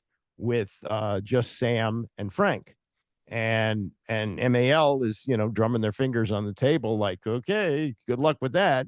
And they were having trouble getting the sales that they needed to cover the rights fees.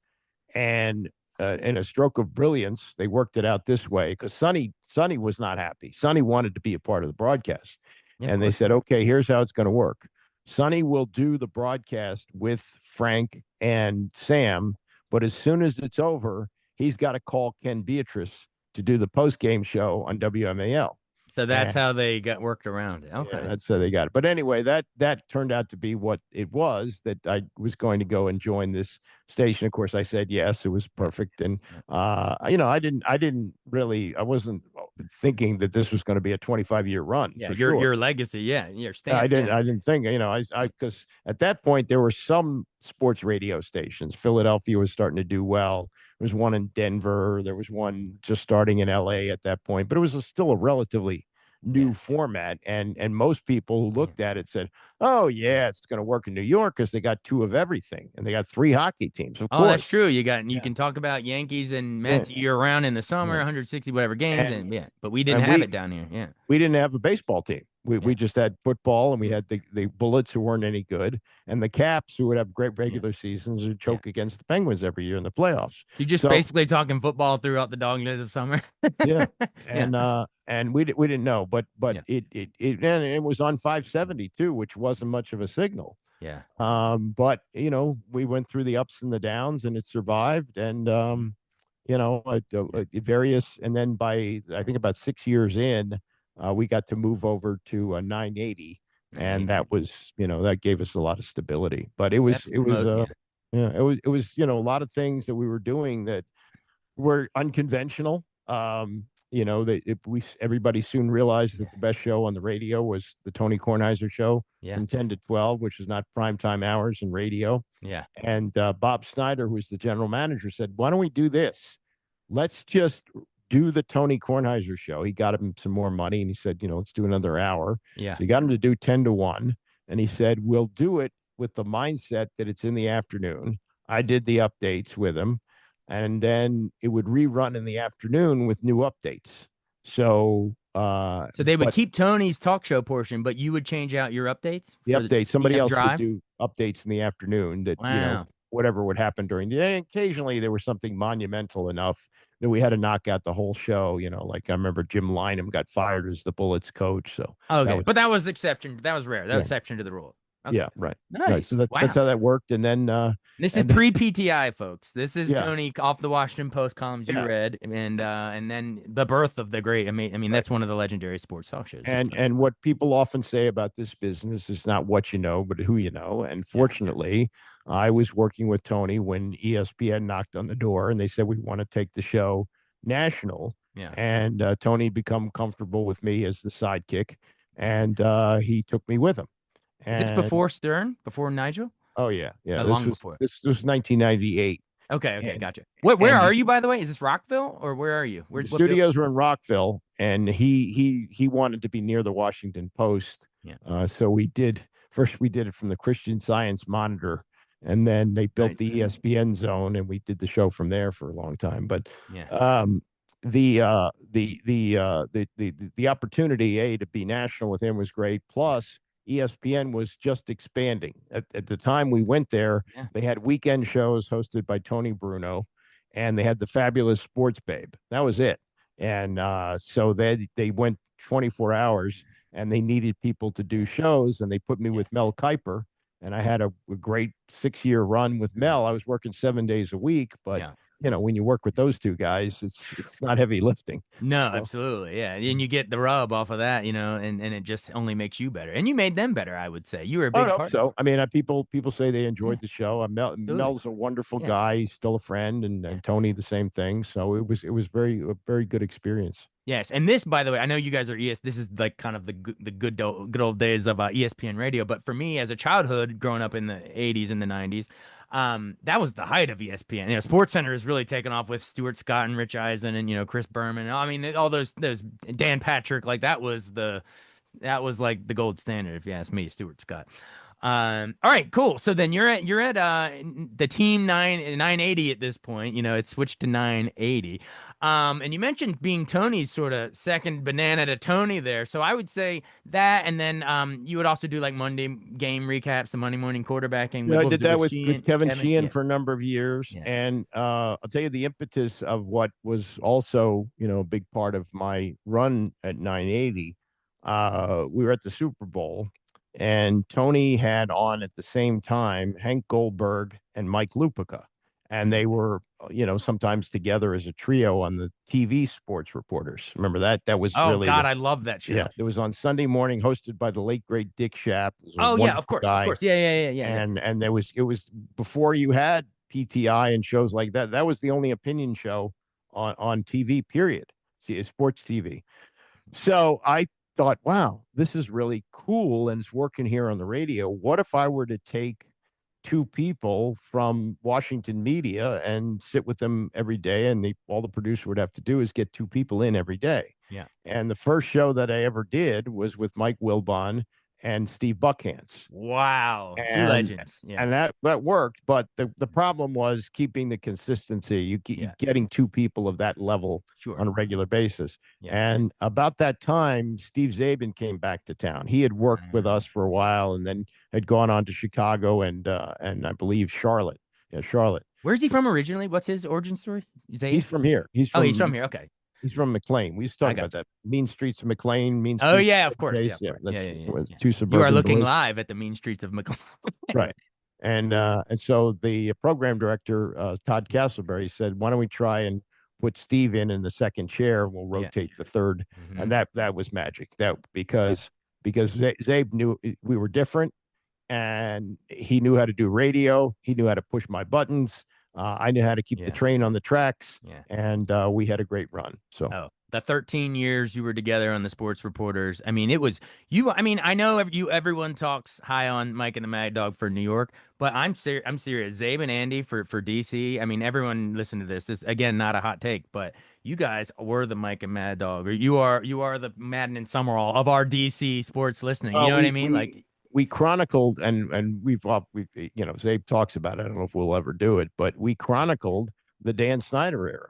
Snyder bought the team in '99. right? We started the show that fall, Yeah, and Zabe came along a little bit later, maybe a year in. But once they were off and running, and just one blunder after yeah, another, yeah, we had such cannon fodder every yeah, afternoon. And then yeah. some of the people that would rotate in, they became big parts of the show too. Like, Chris yeah. Naki was on all the Hockey. time. He was great.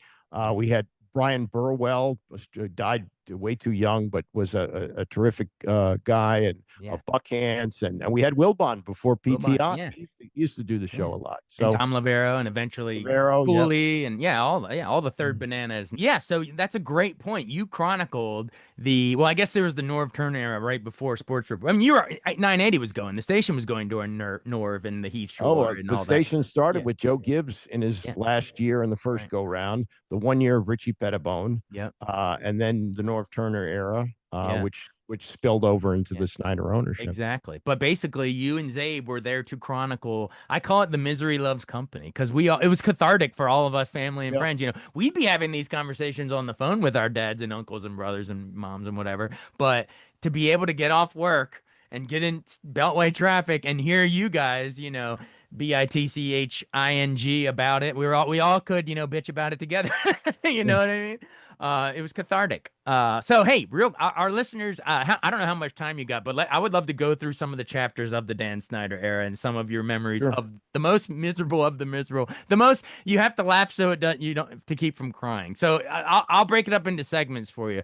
So how about that early Dan Snyder, Marty Schottenheimer? Because they butted heads, and at first we were all kind of naive. We were all like, "Oh my gosh, Bruce Smith is coming to town, and Deion Sanders, and all the big names." But we found out quickly that Danny Boy's fantasy football approach would not work here. All right, but what are your memories of that little era? Well, yeah, Norv Turner was the coach when Snyder took over, The beginning and of the Snyder didn't get control of the team until late May, so he was too late to make a coaching change. Yeah. And he said something like, "Oh, Norv may not make it through the whole year," like right off the jump. And then he later said, if he makes the playoffs, Yeah. he'll be back, and he made the playoffs.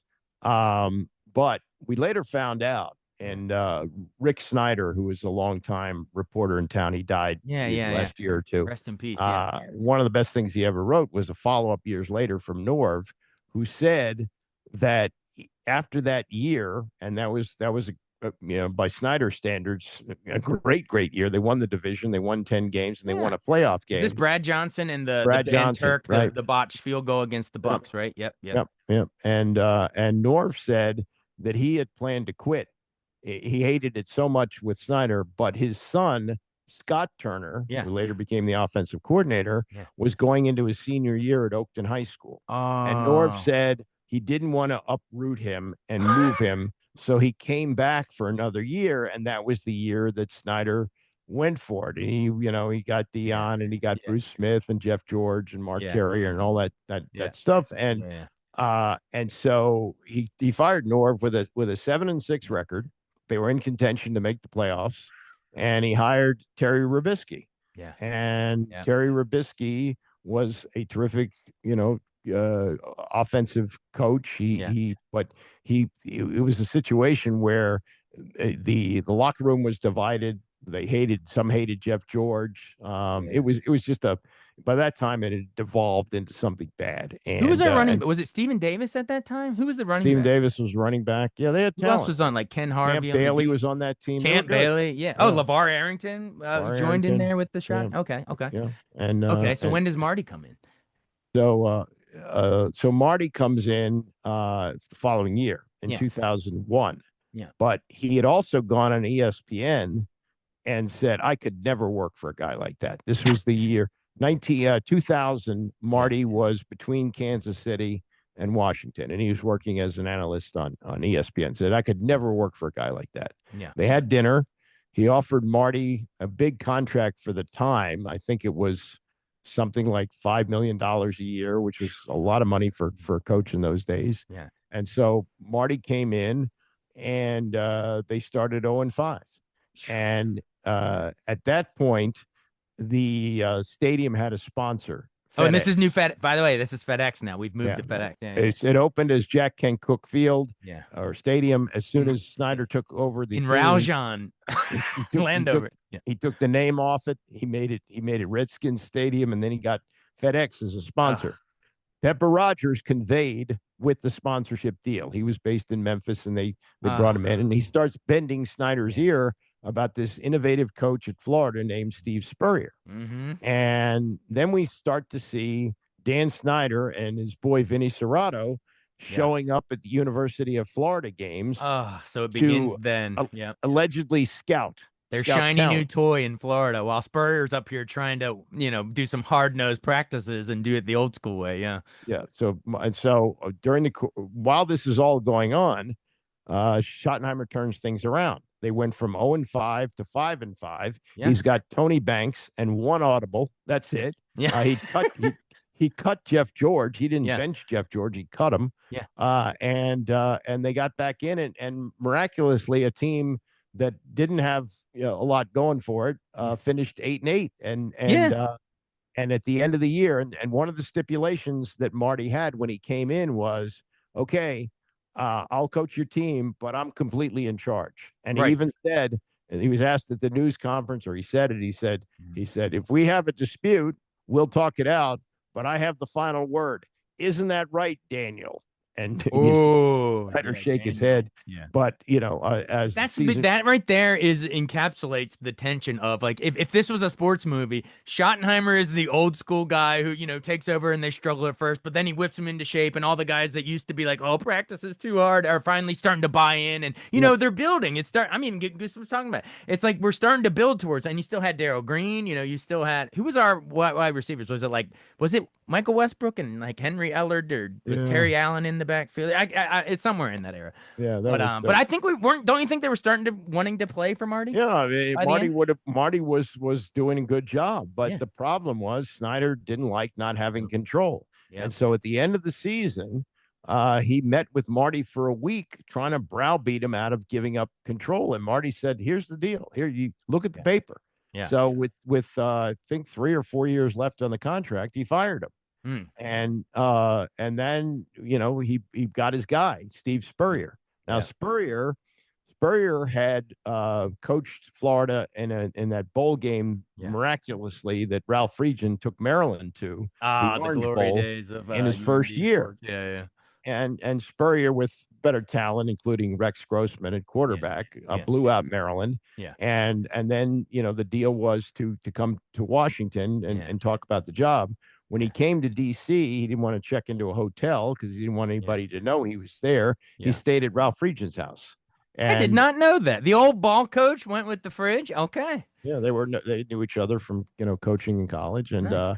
And then he hired Spurrier, and Spurrier came in his first news conference, and he goes, yeah, that old Hazlett in New Orleans, he's sleeping on his couch, and they went 7-9.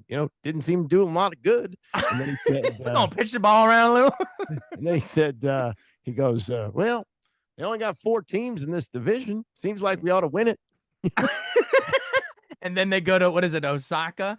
Yeah. And but preseason in Japan and just blow out what it was. What he did was they played in Osaka and they played the 49ers. Yeah. He didn't really understand exhibition season That they weren't playing their starters. And he's playing Danny Werfel in the fourth quarter against guys who are going to be, driving bread trucks and working in cement mixers. And this is his former Gators, college quarterbacks, right? And he Danny, thought he could just bring them up. Yeah.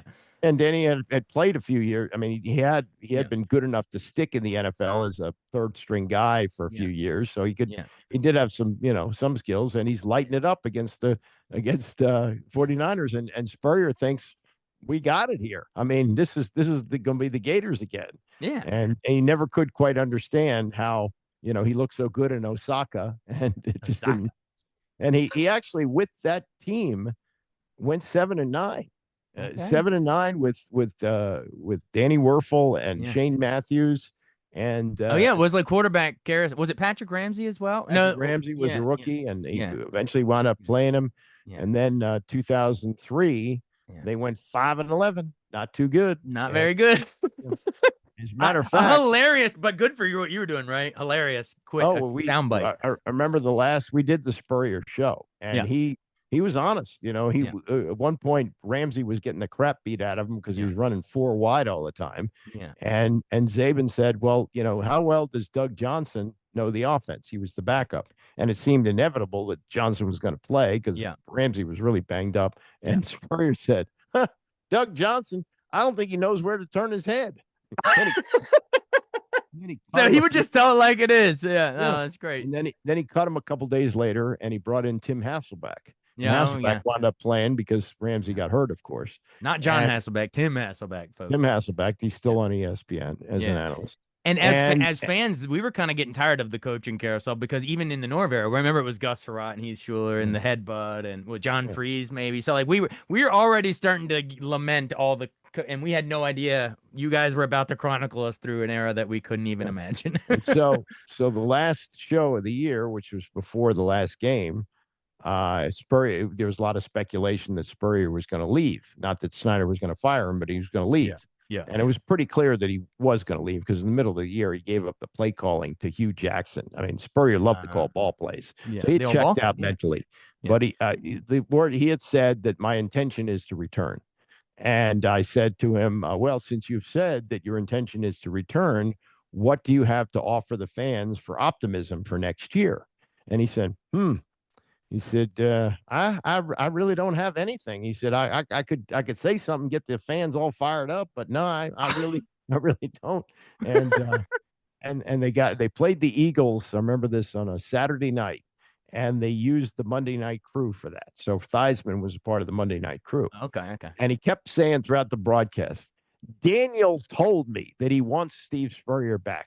Daniel said 2 days later, a day after the game, which was a Sunday, Spurrier holds what was supposed to be a news conference. He just makes a statement, which he famously said, 5-11, not too good, not the worst, but not the best.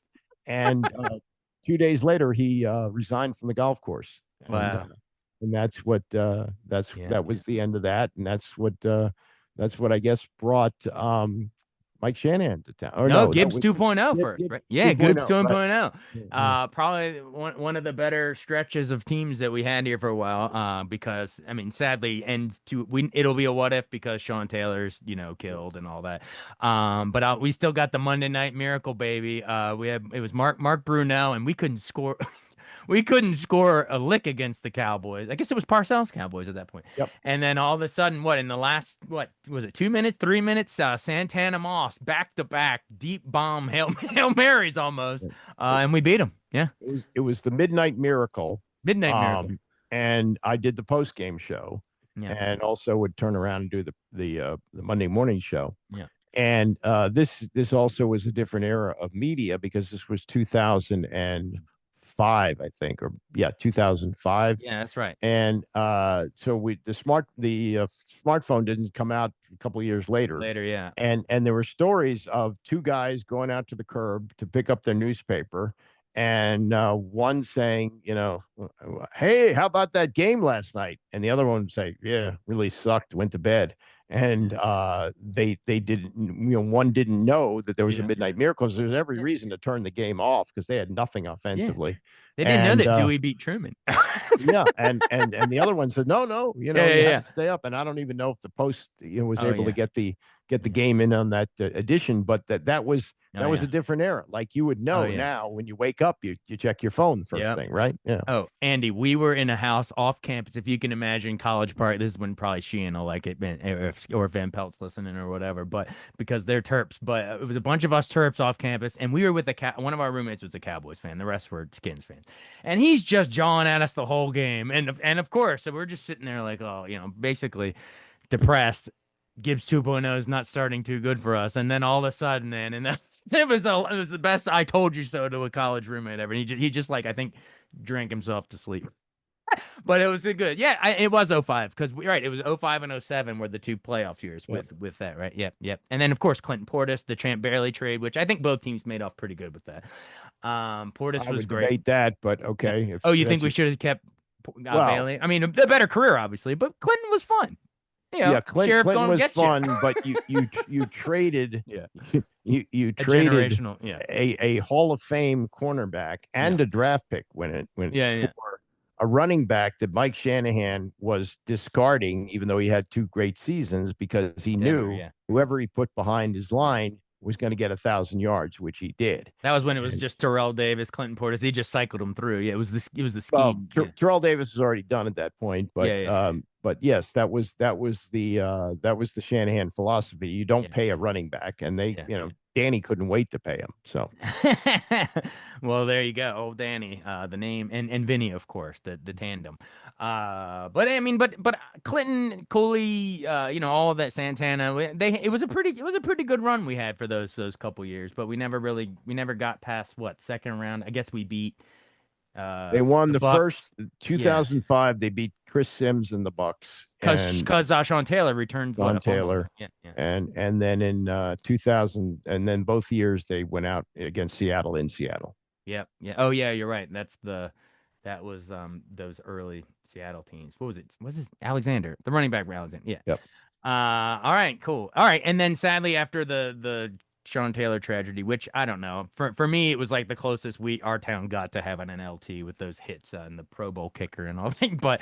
But also game changer, like picking up fumbles in reverse and housing them, or what was that one where it was like the field goal? Remember, it wasn't like the craziest turn of events ever. Yeah, with Nick Novak. Dallas. Yeah. Yes, it was the liquored up kicker. The kick was blocked by Vincent, not Jay Vincent, but the guy now works for the league. Troy Vincent, and it was picked up by Sean Taylor, who returned it out of field goal range, but there was a face mask, face mask, and that, and I think it was the former Maryland kicker who was in, Nick Novak.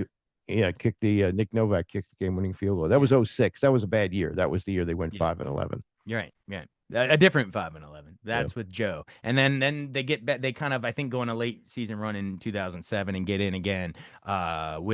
Didn't Jason Campbell went down? It was Well, that was a remarkable game because the team had gone to Miami on Monday for the Sean Taylor funeral. Oh God. They got back, and I guess they had whatever kind of practice you could have on Tuesday. You have the walkthrough on Wednesday. They played Thursday night against the Bears. Jason Campbell went down early with a knee injury. and Todd Collins came in. Oh yeah, the And Todd to Todd connection, Yoder. Yeah, Todd Collins, and he led them to 3 straight wins, yeah, and they got into the playoffs with yeah. 9 wins, I think, Wow. and then they lost to Seattle in the first round. Yeah, yeah. And you are chronicling all of it. As we tell these tales, we're gonna keep trying to weave in how Zabe and Andy and the sports reporters were covering it because for you guys, the next regime, so Gibbs steps down, probably because Taylor's killed. It's just too much tragic and all that stuff. We had a son. The son. Gibbs left Yeah. after the 4th year because his grandson had leukemia, Ah, and he had there were indications it was enough yeah, because in the game after the Sean Taylor death when they played Buffalo, yeah. he called back-to-back timeouts to freeze the kicker, Oh yeah. which moved a very unlikely field goal attempt into a very makeable one, Right. and it was time, and so yeah, he stepped down. And And in comes the greatest for you to cover ever, Jim Zorn. well, they wanted to get the now the Chiefs defensive coordinator, who was the Giants defensive coordinator at the time, and they waited out the Super Bowl. So they waited and waited and waited and thought Yeah, they were going to get him. He comes in and he's looking at the clown show of Dan Snyder and Vinny Serrato, yeah, asking him questions out of the Notre Dame handbook of hiring coaches. And he said Steve Spagnuolo. He says I'm out here. yeah.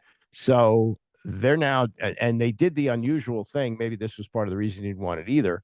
They had hired Jim Zorn as the offensive coordinator before they had a head coach. Have you ever heard of a head coach being told if you want the job, you got to take a guy who's never been an offensive coordinator No, before? usually they bring their own. They want to Yeah, bring their own right. staff. Yeah. Yeah, So okay, so he's now there, and it's getting late February. You got yeah, the combine coming up, and the yeah. draft isn't far away. And so, as I understand it, they called Joe Gibbs, who is now in the garage in Charlotte. Oh yeah, 'cause he's And they about to said, become a NASCAR champion. Yeah, yeah, well, yeah. he already had become. Oh This yeah, was right, right. that's part of the reason he came back. By the way, was money for the NASCAR You're right. team. You're right. You're right. He was there. But Yep. they call the garage, and it's like Joe. Oh yeah, Zzz, zzz, yeah. What? Hey, what do you think of Jim Zorn as a head coach? Zzz, and he goes, yeah, sure, sounds good. So He probably they, thought they said another name. Jim yeah, Johnson. Okay. so they hired Jim Zorn, who Yeah. had never risen above quarterbacks coach, and had been told when he was in Seattle and they had a coach in waiting. Yeah, we're not going to keep you as the quarterbacks coach. So if you want to look around for another job, you can. That's how he wound up here as the offensive coordinator. Yeah. And we do in radio, they call it a wraparound. So the news conference was on a Sunday afternoon, scheduled to start like 4 o'clock. And so you don't know whether it's going to start at 4. They often start late. Yeah. So, you talk until it's time to carry the news conference, and then you react to the news conference. Yeah. And the first thing that I said after it was over was, maroon and black? Really? Ugh. And it sort of devolved from there. Yeah, that was the point where he talked about his family all decked out in team colors, maroon and black. Yeah. And Maybe he was just a time traveler and had seen those awful First Commanders uniforms. whatever. Maybe. And But yeah, Snyder he didn't know. Yeah. Snyder in the background says yellow. No, Yeah. it's gold, but whatever. And Tom Lavero tells this story. He's there to cover it for the Washington Times. Yeah. And he's in the parking lot and he sees Zorn's wife on a cell phone. And she's saying into the cell phone, no, no, no, no, head coach. Like, so I have heard Tom say, "Oh, that's great." yeah. He didn't realize. And she was like, "Wait a minute." They're promoting you from quarterbacks coach to not offensive coordinator to head coach. Okay. All So right. he becomes head coach, and they did get off to a 6-2 start. Yeah. They were running the ball, and Zorn took some big fourth down gambles that paid off. Who was So it? Was this still? I guess this was still Portis. I guess. Yeah. yeah, Yeah. Portis was there, right? And then the And following Santana year, and yeah. yeah, and the following year, the bingo caller comes in. Oh, Sherm Lewis. Yeah. Rest in peace. Yeah. They're trying to get Zorn to quit, and they tell him that he's going to be the play caller, and he eventually did. Zorn, who still had control of decisions in the red zone, ran some crazy plays, including the swinging gate twice. It was just a disaster.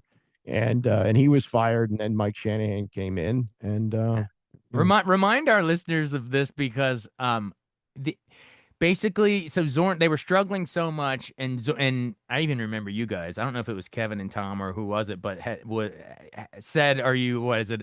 It wasn't Code Red. It was, "Are you on the hot seat or whatever?" And he was like visibly pissed, wasn't he, Zorn? well, Like, how dare you ask me that? the Yeah. first year, that he coached, Yeah. which was 6-2 year, Yeah. Zabe and I did the show, Yeah. and he didn't like the questions, so he said, "I'm not going to do it with these guys anymore." Yeah. And the decision was made, but I think he said they had to do it in person. So Tom and Kevin would go out to Ashburn and do it with him in person. And yeah, and Kevin asked him about being on the hot seat, and he wigged out. Yeah. Like, what do you mean? Yeah, Yeah. and then after the play calling was taken away from him, Yeah. Kevin said Yeah. he would appear, early in the show. It was a 2 or 3 hour show. He'd appear early in the show for his segment, 15 minutes, and then he'd just hang out and watch him talk. This is a head coach in the NFL. These Hey, guys, guys. every minute is supposed to be. No, he's just hanging around. He just doesn't. Yeah. We're just running out his contract pretty much. Right. Oh wow, that's crazy. And Sherm Lewis got. So wait, I'd forgotten that Sherm, the bingo caller, took over play. Well, I remember he took over play calling, but I'd forgotten that Zorn still had red zone rights. That's that's insanity.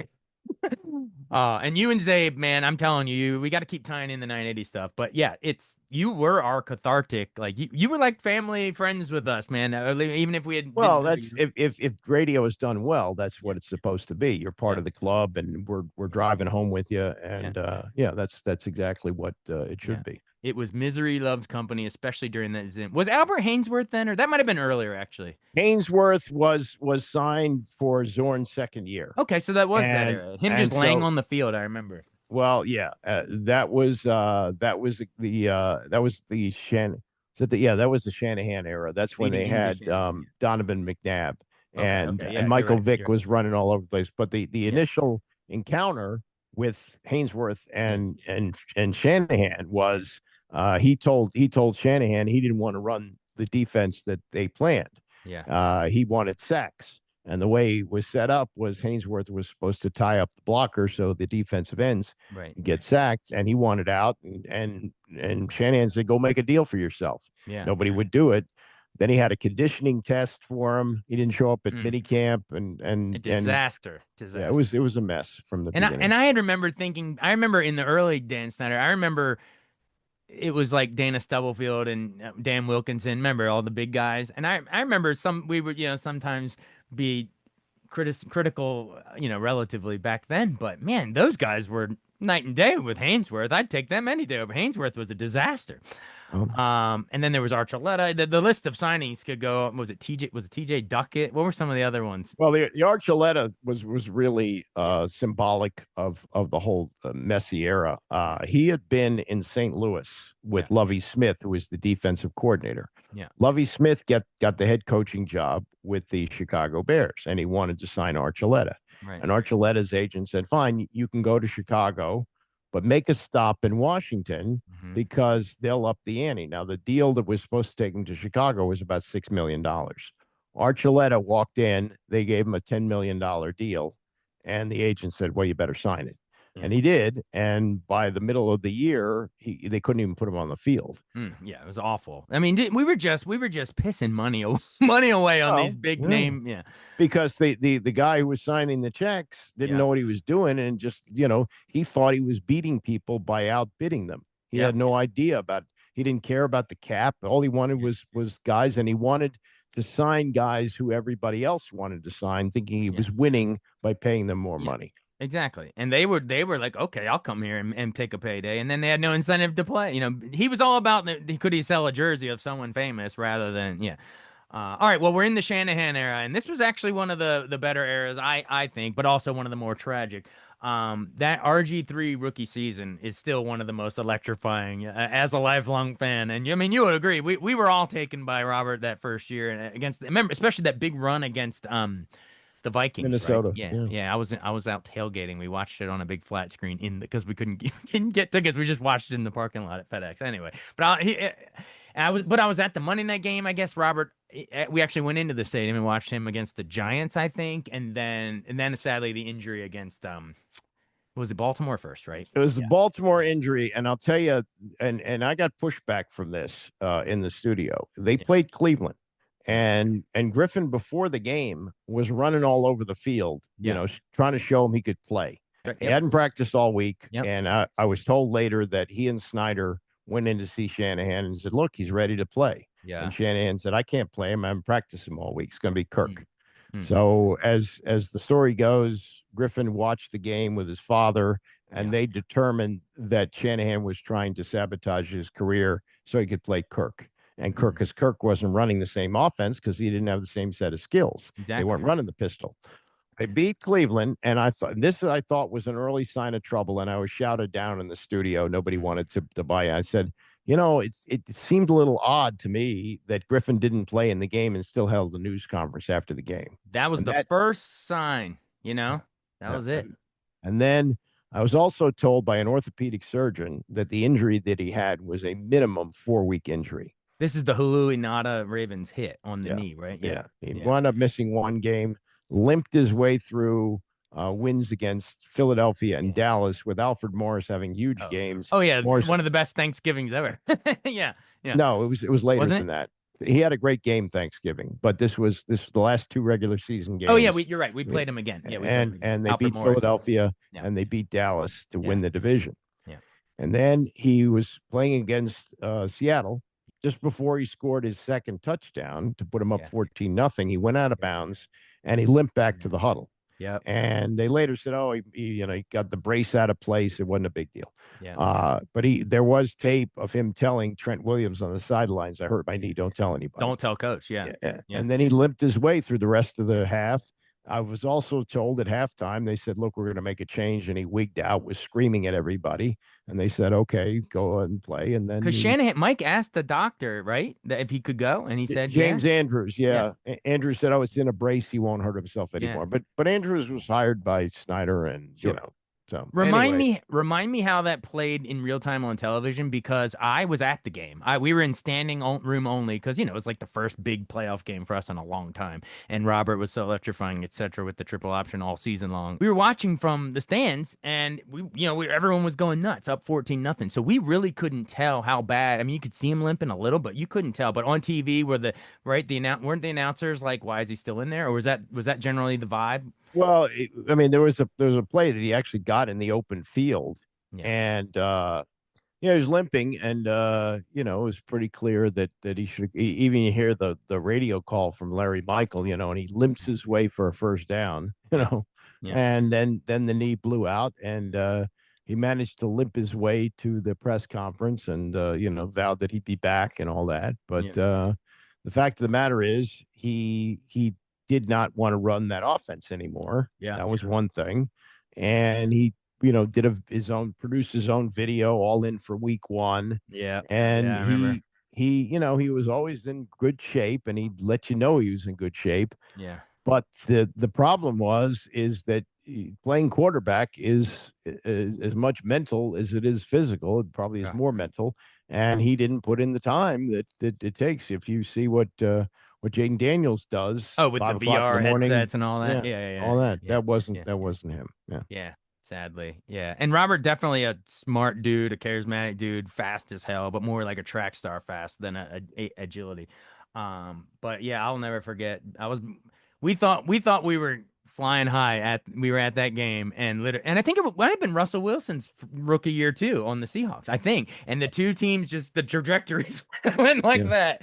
Wilson took some Super Bowls, and Robert was pretty much out of the league shortly after. But yeah, and don't you think there was like I thought in hindsight unfair, like a racial component got brought into it, and I don't want to go into it forever, but like I think most people now, but it's when you have a white quarterback and a black quarterback. But this was the town of Doug Williams. We love Doug.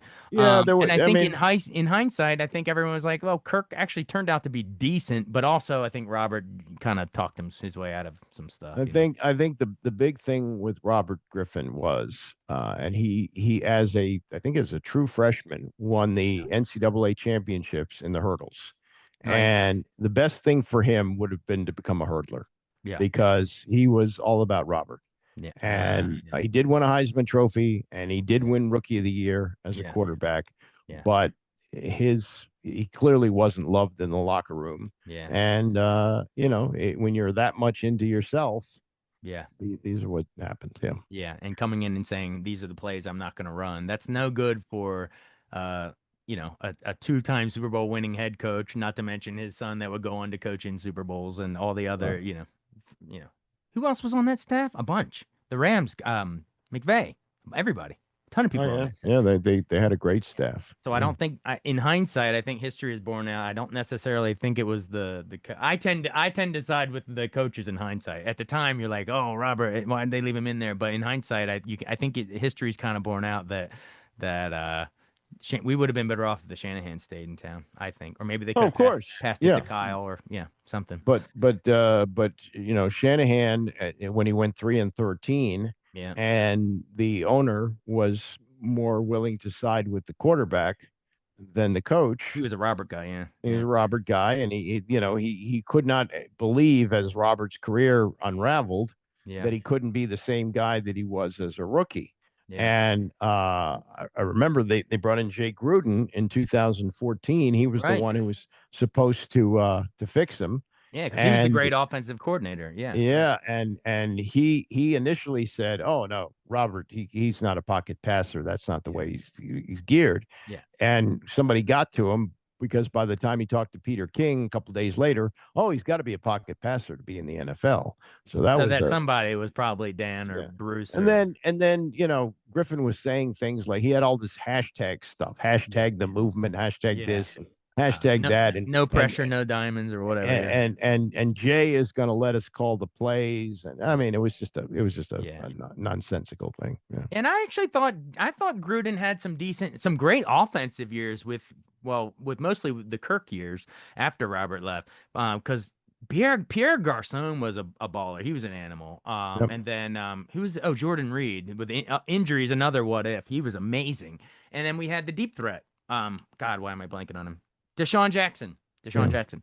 So we had some decent, and then I guess Alfred Morris was still there in the beginning. Yeah, we had a good offense, but the defenses were kind of struggling, other than London Fletcher, I guess. But the defenses were always kind of Jay was not a good head coach either. yeah, They talked about Club Jay, and yeah, all it that was stuff. yeah. Yeah. But partying with the team and all that. Anyway, no, it was some decent seasons, but always underachieving in hindsight, I think. And I guess Bill Callahan comes in briefly, but then mostly then we go into the Ron Rivera era, which kind of brings us almost to the present, right? What did you make of Ron's run here? I thought for a second I had some hope, but in hindsight, it's just kind of a lot of Heineke smoke and mirrors, and not much happened in it. Well, there are, maybe with Tom Brady, Bill Belichick could do both a Yeah, GM and a coach. But yeah, when they brought Rivera in, they said, we're going to a coach centric era. yeah, What it turned out was Ron Rivera was a good defensive guy, yeah. a decent head coach, but in no way was able to handle both, especially with the circus that was surrounding Dan Snyder Oh at the God, yeah. time.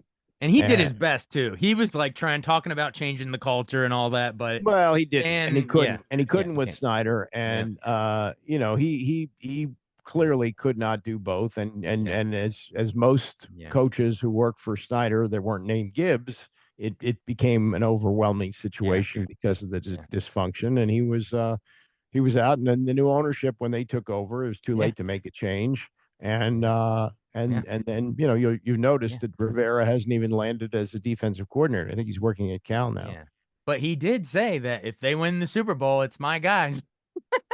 Yeah, yeah, Yeah, right. Yeah. yeah. I don't know how Well, many people it took that wasn't. And seriously. and and I think it was his guy who was the North Carolina quarterback who played here for a year. Not They're Sam Howell. he's barely in Sam the Howell? league, No. whatever. But they, Anyway, yeah, yeah, yeah. he did Well, not have yeah, Jaden Daniels. He did not yeah, draft Jaden Daniels, yeah. and that was the difference 2 years ago. Exactly. He was it was still the quarterback carousel. What was it? Dwayne Haskins rest in peace was Snyder's guy, local guy, didn't work out. The Alex Smith injury was somewhere around that era too, right? And yeah, but finally we got our guy. I truly believe it. Jaden Daniels with the brand new we have Dan Quinn and what is it? Josh Harris and the new ownership group. Were you psyched when you saw that first year? Well, I was psyched Obviously. that Snyder was out. That Yeah. was the main thing. I mean, that That that was the that, win. Yeah. that was that was the clearest example of addition by subtraction. Yeah. When they came in, Adam Peters seemed fine. He was coming from Yeah. San Francisco. Yeah. I was not overly excited by Dan Quinn, and he's frankly not necessarily on that solid of footing. They have Yeah. another 5-win season. He's going to Yeah. be gone. Yeah, exactly. What have you But done for me lately? things have come together, and I have a cousin who's a 40-year season ticket holder for the Bears, and the Bears have played here frequently for whatever reason. Yeah. So in Daniel's first year, we had the Hail Mary game against the Bears. Oh, yeah, against the Bears. Yeah. In this last year, and it was about the same time of year in October, they're on their way to salting the game away, and there's a fumble. The Bears get the ball and they win the Yeah. game. And I think those two games pivoted the season. If they don't win the Hail Mary game, do they go on to win 12 games? I'm not sure. Probably not. And if they win that Bears game, does the season fall apart? Now the injuries, played a big factor, but I Yeah. think that was a big deal. Absolutely.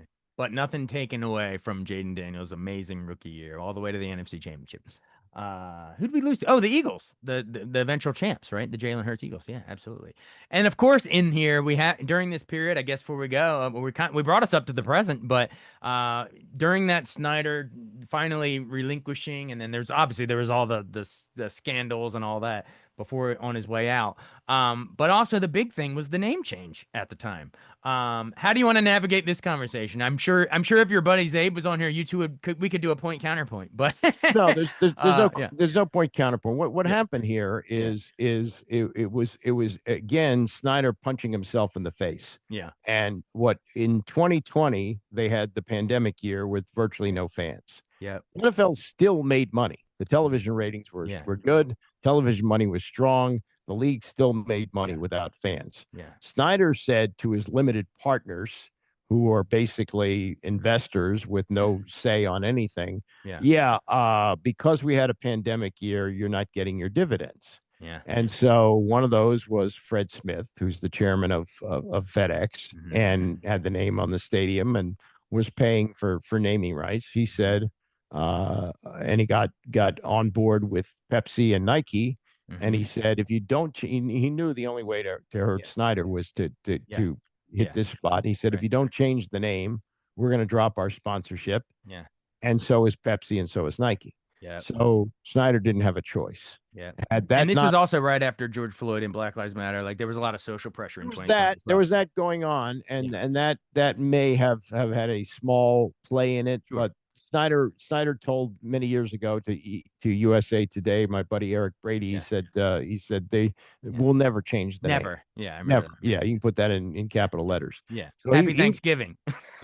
he did not want to change the name. Yeah. But faced with losing all of his advertising revenue, what he felt he had to do, and then and then came all the Washington Post reporting on the toxic culture and inappropriate workplace, all that stuff. Yeah. So it was like a series of bad news around there. Yeah. And ultimately they changed it, and then it was Washington football team for a while, which was kind of cool actually. I still got some of that gear. But I never was really a fan of the name they changed, Commanders. I get the actually speaking of point counterpoint, this was when I was at TOP. I had Kevin Blackistone and Aviva Kempner did it was called Imagining the Indian, a documentary about why they should change the name. Do you remember that? And then for the team's position at the time of why they were trying to keep it, Mark Mosley came on, and it was kind of like a cool back and forth. And both made good points and everything. But in the end, I guess I'll say, because no one listening to this, I'm not going to convince. If there's people that wanted the name changed, I'm not going to convince either way, or wanted to keep it either way. But I kind of lament that we didn't grow up in a city where it was, I'm rooting for the Lions or the Bears or the Packers, because we could have kept our name. What kind of comes down to it was a color and the word skins. And in that culture, I don't think we were ever going to get around that. You know what I mean? Like Chiefs got to keep it, but they still get to do the tomahawk chop. But anyway, what are your thoughts on sort of the hypocrisy of that? Or do you think we could bring the logo back without the name? Or where do you stand? Well, I'm not opposed to the name change. Yeah. If it's offensive to some people, then it shouldn't be there. That's not, to me, that's the way I feel. I know others disagree with that. As far as the logo coming back, I don't think that's going to happen. And the holdup in the stadium deal for the land was from a Senator Yeah. Steve Daines, Mm. who is representing the family that had designed the logo. Yeah. Was it Blackie Wetzel or something? Yeah. Yeah, Yeah. and he had designed it back in 1972, Yeah. and he wanted just some representation. So there is a Yeah. display in the stadium for Yeah. that inside the stadium. There will be Right. in the new stadium. They're kind of dipping their toe in the water with the alternate helmet and the spear through Yeah, it. with the little feather and the spear. Um, Yeah. but the people who say, "Oh, the name's coming back and the I don't think logo's it's coming coming back. back," it's Yeah. not. And I'm glad they're I'm at least fine. bringing the colors back. Let's all rejoice that we got burgundy and gold back. And well, at least it's the special uniforms, and hopefully it'll be the full-time ones, right? Soon, No, hopefully. these are the This year will be the full. uniforms that they wore for Yeah. the championship years. They're back, and Yeah. they have a couple of alternate Yeah. uniforms. But So yeah, to look that's exactly the same except a W on the helmet, I guess. yeah. Right? Mhm. Yeah. Yeah. Yeah. It's but I wherever you, dear listener, wherever you fall on this spectrum, because we don't have time to even try to prove Washington Post polls and all that stuff. Like you said, if it offends even a couple people, we got to consider it. And to me, I always come down to, it's literally it's a color and a skin. Like that's what's gonna always make it where it can't come back. I think Chiefs and Braves or maybe could dance around it, and say we're trying to, or Seminoles or whatever. But I don't think the name blank skins, Redskins is like that's almost too hard to come back from in 2026, Yeah, it's considered a racial slur. Yeah. So Yeah. mm, I don't think we're ever gonna, and I'm sure Zay would be like, come on, bring it back. Maybe even Kevin.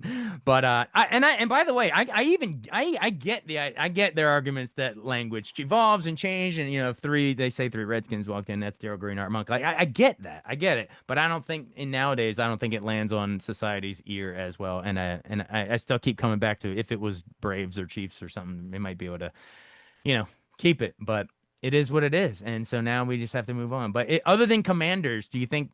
I don't know what would have been your choice. We'll kind of maybe wind star as we wind down here after this long podcast. What would be your name of choice at the I time? would have kept the Washington football team. I like it. I, I Yeah, would have kept it. Yeah, and they yeah, would have made them stand out. And the people that would have wanted to refer to them as the skins, yeah, let them do that. yeah, But this and again, just like everything else Snyder ever did, it was a ham-handed rollout with an in over his head yeah. team president, Jason Wright. Yeah, Jason Wright, and they had the whole 2 year build up. We had to do this and yeah. that, and then they came up with a name that was yeah, and then they had It's the three syllables is a mouthful. yeah, and they had on the field Doug Williams was sitting there with Wright, who had to get himself Wright liked to get himself on TV. That was Yeah, another problem. And they had Craig Melvin down on the field, and they yeah. revealed on the Today Show. Right. And then they had on the steps of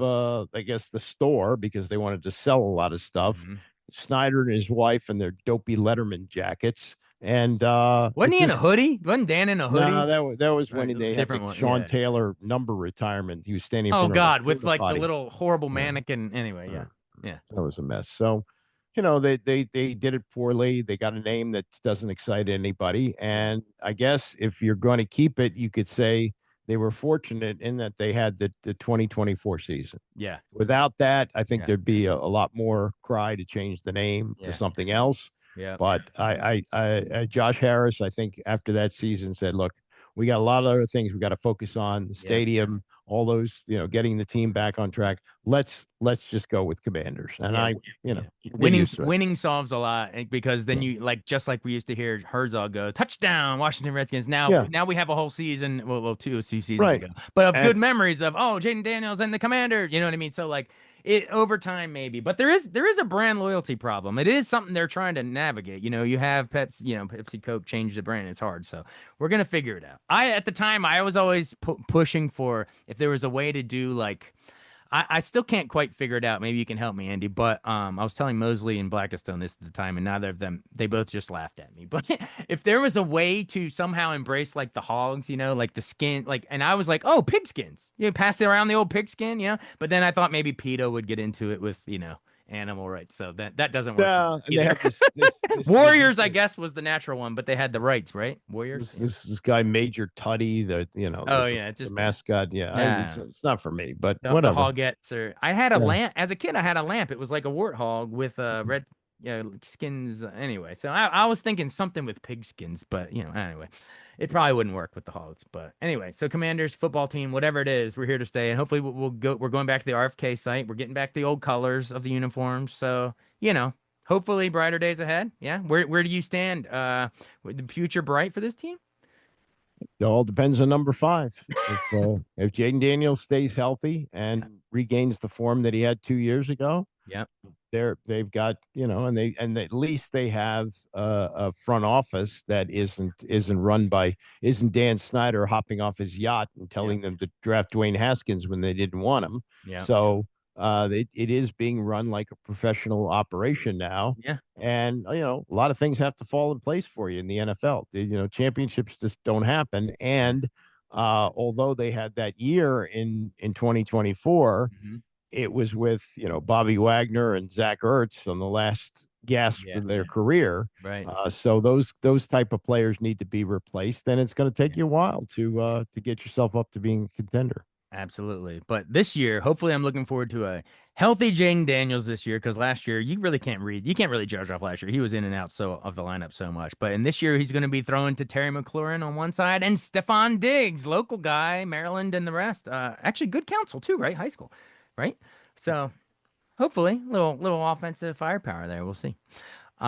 You've been generous with your time, like that's an understatement of the century, Andy Pollin. But I wanted to give I wanted to give you I your have due. time now, so this is a window. Hopefully, I won't always have this amount of time, but I did today. So Yeah, as they say, this there's an idiom in our business that I now have come to learn to mean two different ways. It's a double meaning based on my experience. In the beginning when you're young and starting out at J school, Philip Merrill College, whatever, they're like, if you do what you love, you'll never have to work a day of your life. And now on the back end here, how many years later, I realize if you do what you love, you don't work it. It's hard to come by at a certain stage of yeah, finding it the is work. hard to Finding find the work. jobs, and Yeah. there was a time in this world that Yeah. if you landed a job at WTOP out of college, you could Yeah. retire there, but that world doesn't exist anymore. And Yeah, same with the Washington speak to the Post. changing industry. Yeah, speak to that really quick. I feel fortunate I got to experience sort of that, I guess what the last decade or decade and a half of the golden age of radio, pre-COVID and Yeah, radio used to be, and it still is, and it stabilized for me for a while. But yeah, I've been from place to place before I got yeah, here to Washington, yeah. and it used to be the newspaper business. I mean, the Washington Post dropping its sports section, that was Unheard never of. going to happen. No. And people who look to retire there, like Mark Maskey, who'd been there Yeah, for 30 years or whatever, yeah, he suddenly is uprooted at a time when he's looking to work for another 10 years, 15, yeah, whatever. My friend Gene Wong, the same thing. yeah, I mean, yeah, these guys worked hard at yeah, their trade and were yeah. good, but Clinton you Yates know is out at ESPN of all things. You know what I mean? Like all the guys that you think worked hard all the way up and became the best at what they do are suddenly like, well, wait a minute, it's hard going out there, even and by the way, I know you're speaking to the sports section, but Washington Post also got rid of all of their movie critics and the theater critic and the book critic and all like that's the frustration for me. You spend your whole life trying to become the expert and learn the history of it and put in your time and your 10,000 hours. And you do, you make it. You're at the legacy outlets, and now it doesn't really seem to matter. well, the newspaper business Yeah. was the backbone of it was classified advertising. Yeah. Yeah. And if you take away, maybe your biggest revenue source, Yeah. then how do you survive? How do you It's monetize tough. that? Yeah. Yeah. Yeah. Absolutely. Which brings us full circle to your, what is it, your fifth HR meeting? Yeah. Losing the job, but I you're had gonna. I had a one, I don't really even want to get into the whole thing of that I lost this other job in San Antonio, which I didn't care about losing. But Okay. there was the format change in Dallas. There was the non-contract renewal in New York, which was really rough with a 6-month-old mortgage and a 2-month-old baby. There was the non-contract renewal at 980 in 2017, and this one where I was just shown the door.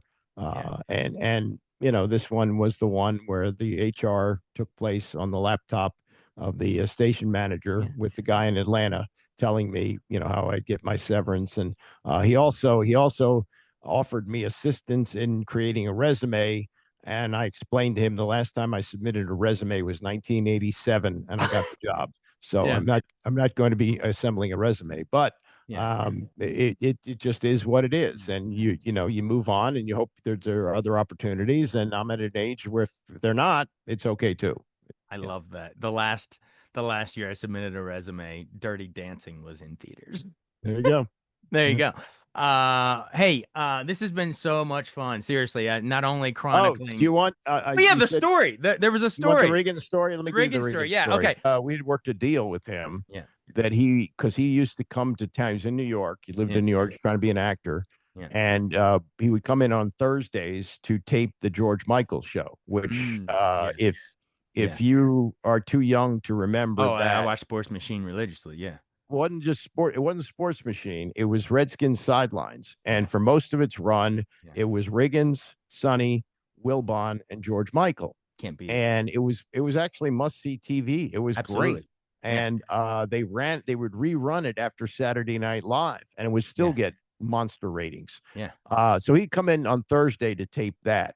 And so we worked a deal with him that he would come in and do the show with Zabe and me for 2 hours before he'd go over to Channel 4 and tape the show. Yeah. And we found him to be, of course, fascinating. Zabe knew how to push his buttons and would say things like, "I think I can tackle you," that sort of thing. And we had a good relationship with him. And I think one show Zabe said, "What's your favorite beer?" And he said Czech Var, and we bought a case of Czech Var, and he told stories. And this was a story that has been confirmed by Doc Walker, who was in the room, and by Joe Jacoby, who was in the room. And the Reds, this would have been 1983 when they were really rolling, and they played a game in San Diego on a Monday night. Generally, the team only goes to the visiting place the day before.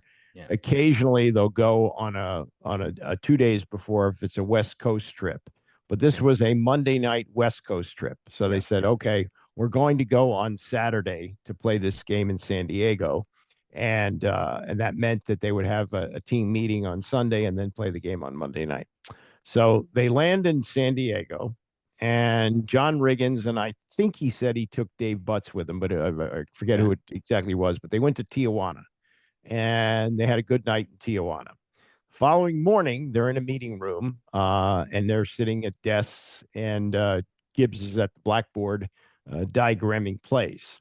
And they said that John was towards the back of the room, and he's going, brum, brum, brum. And then, Gibbs is just going about his business. And then they see John get up, and he gets up, and he drops his pants and he pees on the floor. And the rest of the players are, doing exactly what you're doing now, doing the best that they can to compose themselves. Yeah. And Gibbs turned around and he looked at Riggins, and Riggins said, "Coach," he said, "I may have had a few," he said, but tomorrow night when the game is played, I'll be ready to roll. And he walked out the door, and they said that Gibbs pretended that nothing had happened. They went back to the board and diagrammed plays, and they won the game. I assume Riggins had a good game too. Oh, had a good time in Tijuana, and then a good game. That's that's a hilarious story. I want to end on a game, a rapid fire. Ready? Oh, and it's your 980 colleagues. I'm gonna throw out some of your colleagues. Give me the one word that you think of. First thing that comes to your mind. Steve Zabin. Bombastic. Kevin Sheehan. Steady. Tom Lavero. What do I say this? Tom Lavero would be unconventional. All right. I love Tommy. By the way, he lives up in Frederick, near me, actually. Yeah. Cooley. Chris Cooley. Cooley, one of the smartest athletes I've ever been around. Okay. Coach Thompson. A legend. The fact that you got to hear all his MFers all the time in the Oh in yeah, the it was an experience, and I had a role in getting him to the station too, which I'm very proud of. oh nice. Um, Doc Walker. Uh, Salt of the earth guy, I would say. Just and I would say this about him that I mean, I know you're looking for one No, that's word, fine. You but can elaborate a little. Yeah. Doc Walker understood what you needed to do. And he Yeah. was an intern at WMAL while he was still playing. He Yeah. wanted to learn the craft. And he's the kind of guy if Yeah. he'd run for office, he'd win because he can if you're talking to him, he will treat you like you're the only one in the room and the most Yeah. important person in the world. He's got that kind of skill. I love it. B. Mitch.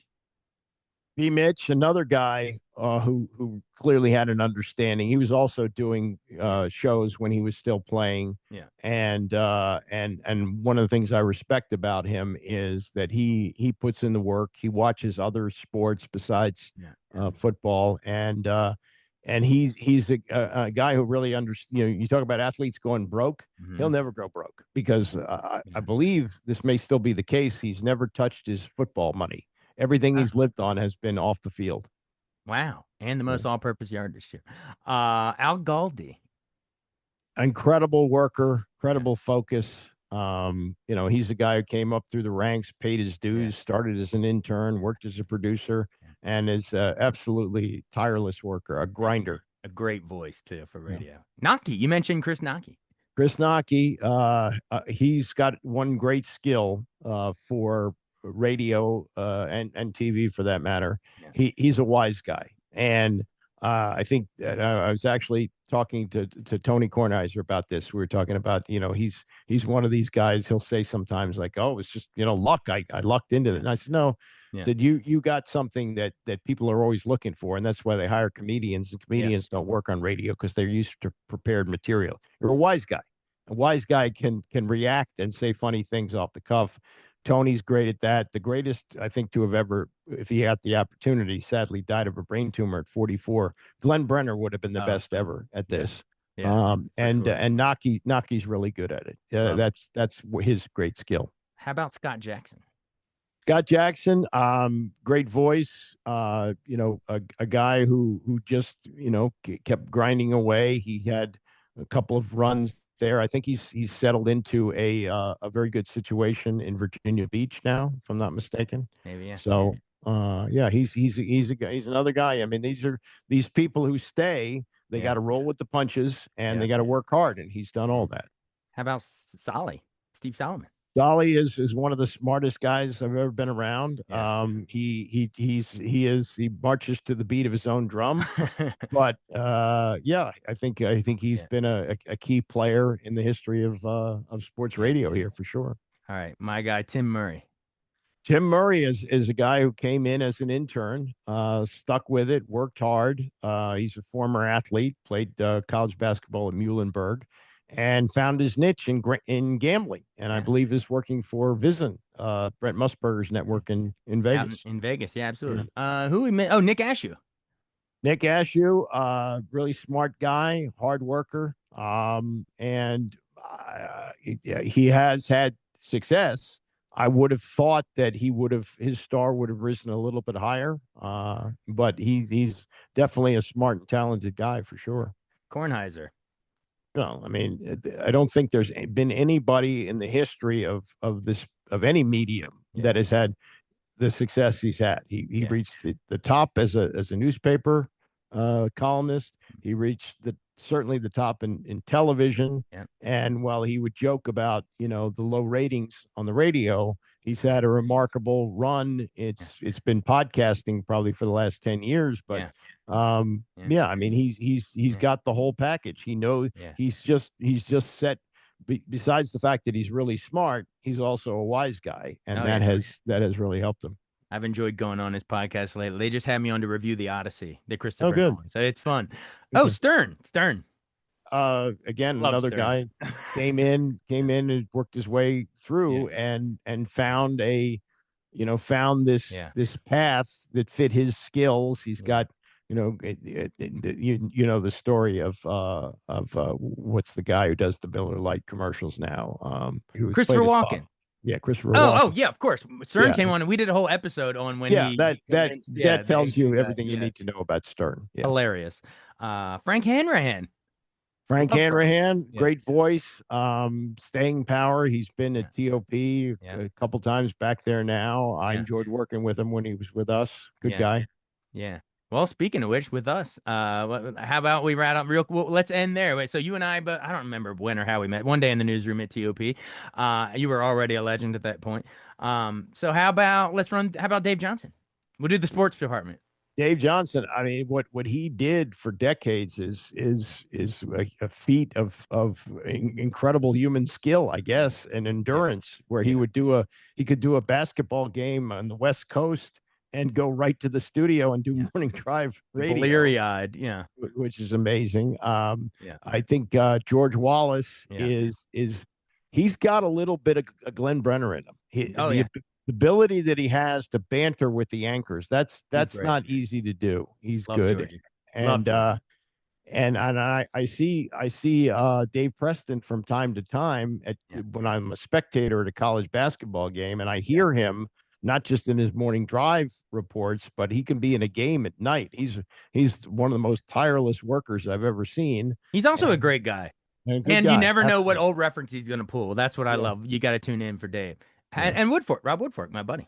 Yeah, yeah. Actually, had dinner with Rob last night, and Oh, well, there you go. In the he's middle. a So in the middle of our yeah, multi-part interview. yeah. Well, actually, I did it with you after I'd had dinner with Oh, him, okay, okay, okay. and I only had one margarita, so I was I thought I okay. noticed a little Rob, Yeah. in your voice there. A But little, he's got great passion for what he does, and yeah, those are the people you win with. So yeah. absolutely. Am I forgetting anybody from the 980? I think that's the TOP, but anybody from the 980 I days? I think we mean, got most of them. you want to go back to Kylie and the coach and all Right. that stuff, we can, Yeah. but Yeah. that's decades ago. I just figured some of those guys were tuning in, so I figured I would Okay. give them each of their flowers, give them a shout out before we go. Because you help, by the way, part of that is like like I said, coaching trees. That is part of your legacy, Andy Pollin. You've built so many careers Well, over your as the uh, you godfather. know, the people, these are the things that I get particular pleasure out of is guys who come up and like Bram Weinstein was an Oh yeah, intern. Bram, duh, Andrew Siciliano was an intern with us. I think one of the junkies, Jason Bishop, may have been an intern with us. maybe. So that's good. People who go on to success, Yeah, yeah, and people help me along the way. And if I was able to help them, yeah. I'm happy to do that. Absolutely. Well, listening to this is where we'll leave it. Not only do you know your stuff and the institutional knowledge of DC sports and growing up as a lifelong fan and pioneering radio, honestly, man. I mean, yeah, like we said, like you're on the ground floor of sports talk radio in New York and then in DC. You help bring it to life. So thank you for that. And then on a personal note, thank you for being a friend. You were one of the first people picked up the phone and called me a couple years ago after I was trying to relaunch my career. So you're just a good guy, a mensch, as they would say, right?